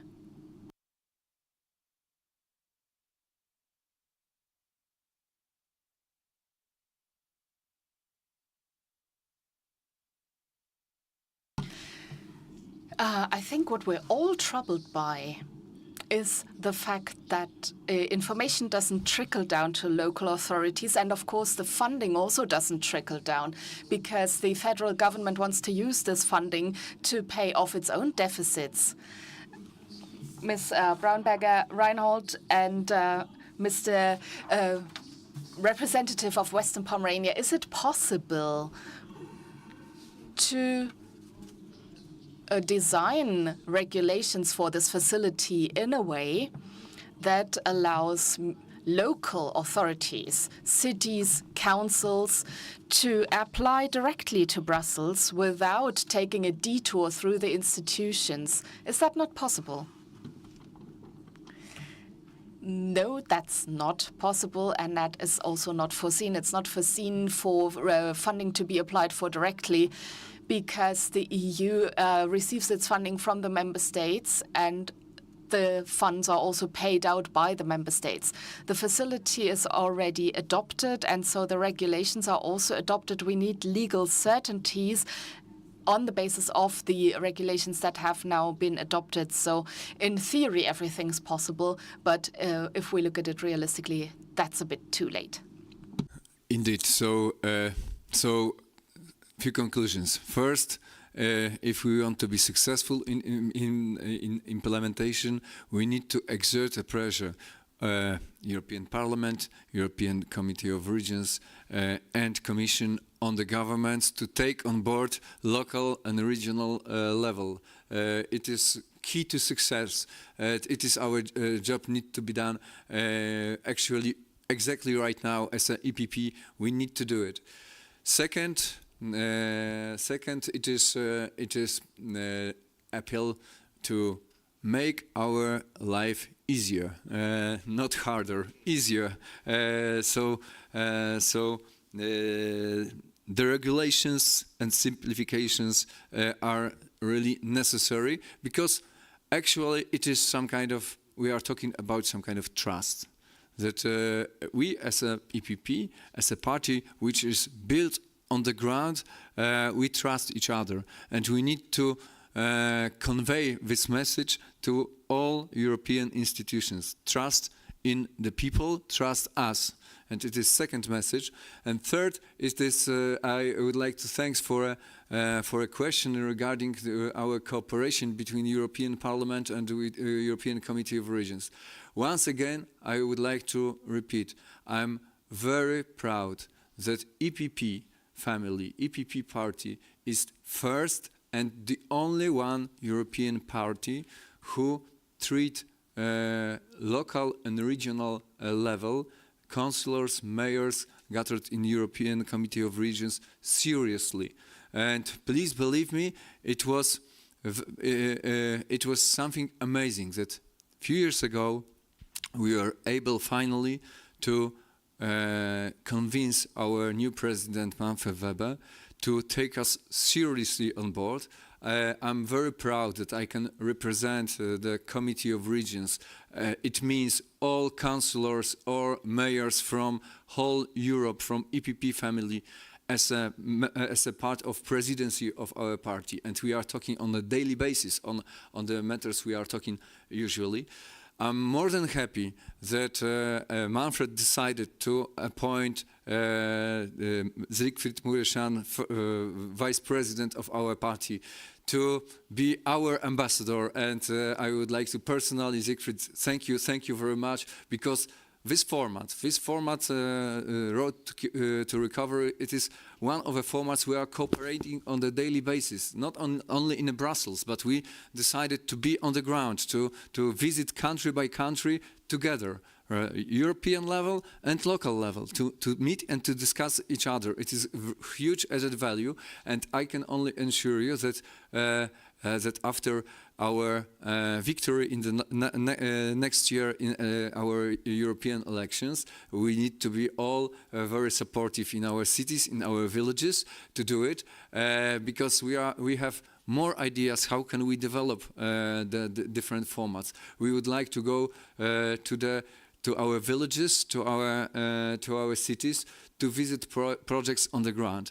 We would like to treat seriously really rural areas, because actually we as an EPP need to be advocates of those people who right now feel abandoned, feel cut off, because they are living in the countryside. Because even when we talked a little bit about the transport, European policy, transportation policy is mainly focused on the cities, on the transport in the cities. And we are not talking about the public how to improve public transport in the countryside. And it is topic which need to be put at the table by us, by the EPP family, because we really treat our citizens not only in the cities but in the rural areas as well as a people who have an equal right to live, and it is our common message. So let's do it together, and let's win European elections next year. Thank you very much for participation, and thank you very much for inviting me to this beautiful city, Leipzig. Thank you. And Siegfried. Thank you very much, Olga. Vielen Dank an alle. Es gibt dem nicht viel. Thank you very much. There is only little I could add now at the end. Just a few closing remarks. At the European level, we created a new instrument right after the pandemic. It was also an improvement of competitiveness of the economy, higher resilience in the public sector, and this is on top of annual funds. The money is there. For Germany now 27.8 billion. Originally it was 26.4 billion. It has been corrected up, also given the war in Ukraine, and now it's 27.8 billion. Germany has been able to call 2.2 billion in terms of prepayment, and 3 billion in September, more than 2 years after the mechanism they applied to the Commission. The Commission greenlit that within 2 months. So 4 billion euros will be transferred to the federal government, a total of 6 billion, under a quarter of the almost 28 billion that Germany could call. There is not much time. By the end of 2026, the whole process needs to be concluded, because we, as European People's Party, insisted on that. The socialists want Eurobonds, European sovereign bonds, the more debt, the better. They want a never-ending facility. For us, debt is a danger, not a solution. For socialists, they like everything without conditions and without a fixed term. So we want to have it on a sound basis, with a limited term and with a target. Better than the use of funds by the present coalition in Berlin, which is against the law. So our message is, please hurry up. Thirdly, there are problems in Berlin. There are bottlenecks in Berlin. The federal government in 21 had a good plan. 42% of the money is to go to the green transformation, 52% to digital transformation, so future-oriented, what the economy needs. So 2021, they submitted the right plan to the Commission. The Commission greenlit that, but then there were bottlenecks. Why? They said we cannot do it. The ministers at the state level, mayors say they can't do it. One possible answer is they can call the monies in Brussels only when you stick to the rules you have committed to. And our decision, how we see it, there is a lack of will in the Berlin government. They don't implement the recommendations of the Commission. So exert pressure so that the federal government calls the money and you can then get the money from the federal government. Next point, Poland. We said from the traditional EU budget and from this new fund, the EU will spend more money than ever. So we said we have to protect European taxpayers' money. The more money we spend, the more targeted they have to be. Fight against abuse, misuse, corruption, graft. For that, we created the European State Prosecutor's Office. This is on top of Olaf, the anti-fraud watchdog. So if you want to have European money, you have to stick to European values. The Polish and Hungarian governments don't do that. Hence, no money has gone to Hungary or Poland. So the Polish communities suffer. They've got great ideas. They approach their government. The Polish government, however, didn't take measures to improve the rule of law in Poland, and they had committed to that vis-à-vis the Commission.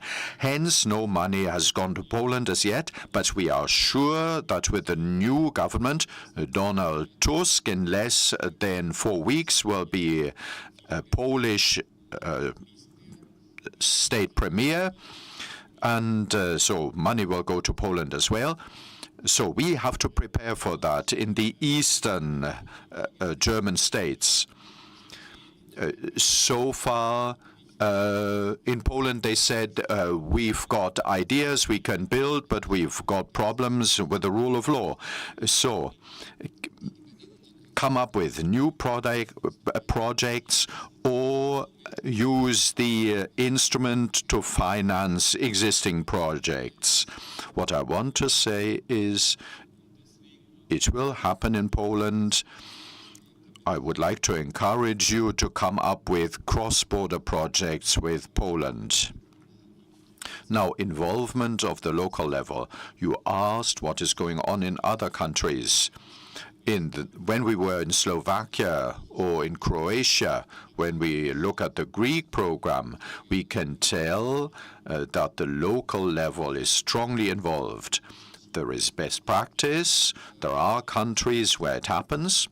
There are other countries like Spain, where the government in Madrid has really tried to distribute the money politically to the advantage of the mayors who are members of the government party, to the detriment of the opposition. We want to correct that, but we do have problems like that as well. We saw other examples where a government has tried to support their own mayors. In Portugal, for instance, a socialist government. And there was a socialist mayor in Lisbon. They came up with a program in spring 21. There was a lot of money for Lisbon. Lisbon has always had a socialist mayor. They wanted to do something for them. And the Commission greenlit that. October 21, there were municipal elections in Lisbon. And the EPP candidate won, and now he had a lot of money. It had been dedicated to a socialist mayor, but now the EPP won. So now the mayor, who used to be a commissioner for research and innovation, now they use the money in Portugal, but the projects which the government had planned for are not trailblazing projects. But the mayor of Lisbon, as I said, who used to be a commissioner, European Commissioner for Research and Innovation, he shows us, he shows everybody how he uses the limited public monies to trigger private investment, to foster future-oriented industries, to support entrepreneurs, attract entrepreneurs. You know those so-called unicorns, 1 billion euro companies, and now there are several unicorns in Lisbon. You can come up with projects which may not be trailblazing, you can be mediocre, or use a completely new mindset, focus on new technologies, research and innovation, do something for digital transformation. You can do more than the usual projects. And now, conclusion. The main message is the money is there. You from the States, we from Brussels, we have to exert pressure on the federal government of Germany so that they should call the money, look at older projects, implement reforms, otherwise the money wouldn't be spent reasonably.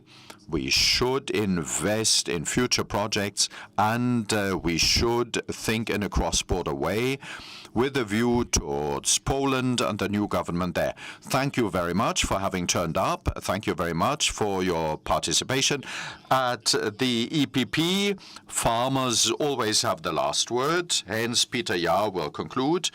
We promise next year we will win the European elections at a European level. For 25 years, since 1999, at the European Parliament, we have been the biggest parliamentary group, and we will remain that.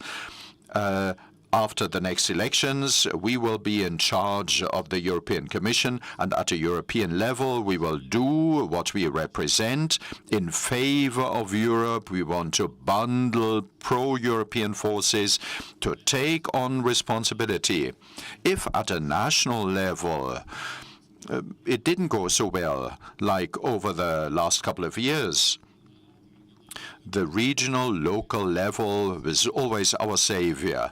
10 years ago, as EPP, in all the 5 member states we were in government. Angela Merkel, federal chancellor, Sarkozy governed France, Donald Tusk in Poland, Rajoy in Spain, and Berlusconi in Italy. Not everything was hunky-dory, but at least we were in government. Now we are not in the government of any of the 5 biggest states in the European Union. It may now change in Poland. We won the elections in Spain. Spain will lose credibility due to their attack on law and order. We don't think Sanchez will remain prime minister for 4 years. There will be a change in government there. And we do think there will be a change of government in Germany in 2025. Where we were weak, we are now getting stronger. But also in the years when we were weak, our stability at a local level was always the savior of the EPP. Now it's going better. There will now be elections in Sweden, Greece, Spain we won. So at a European level, we are still the largest parliamentary group. Finland as well, we won in Finland. However, it is very important that we work together with the local level. Hence, we fight for rural areas. So it's over to Peter Jahr. Farmers always have the last word at our events. Vielen Dank.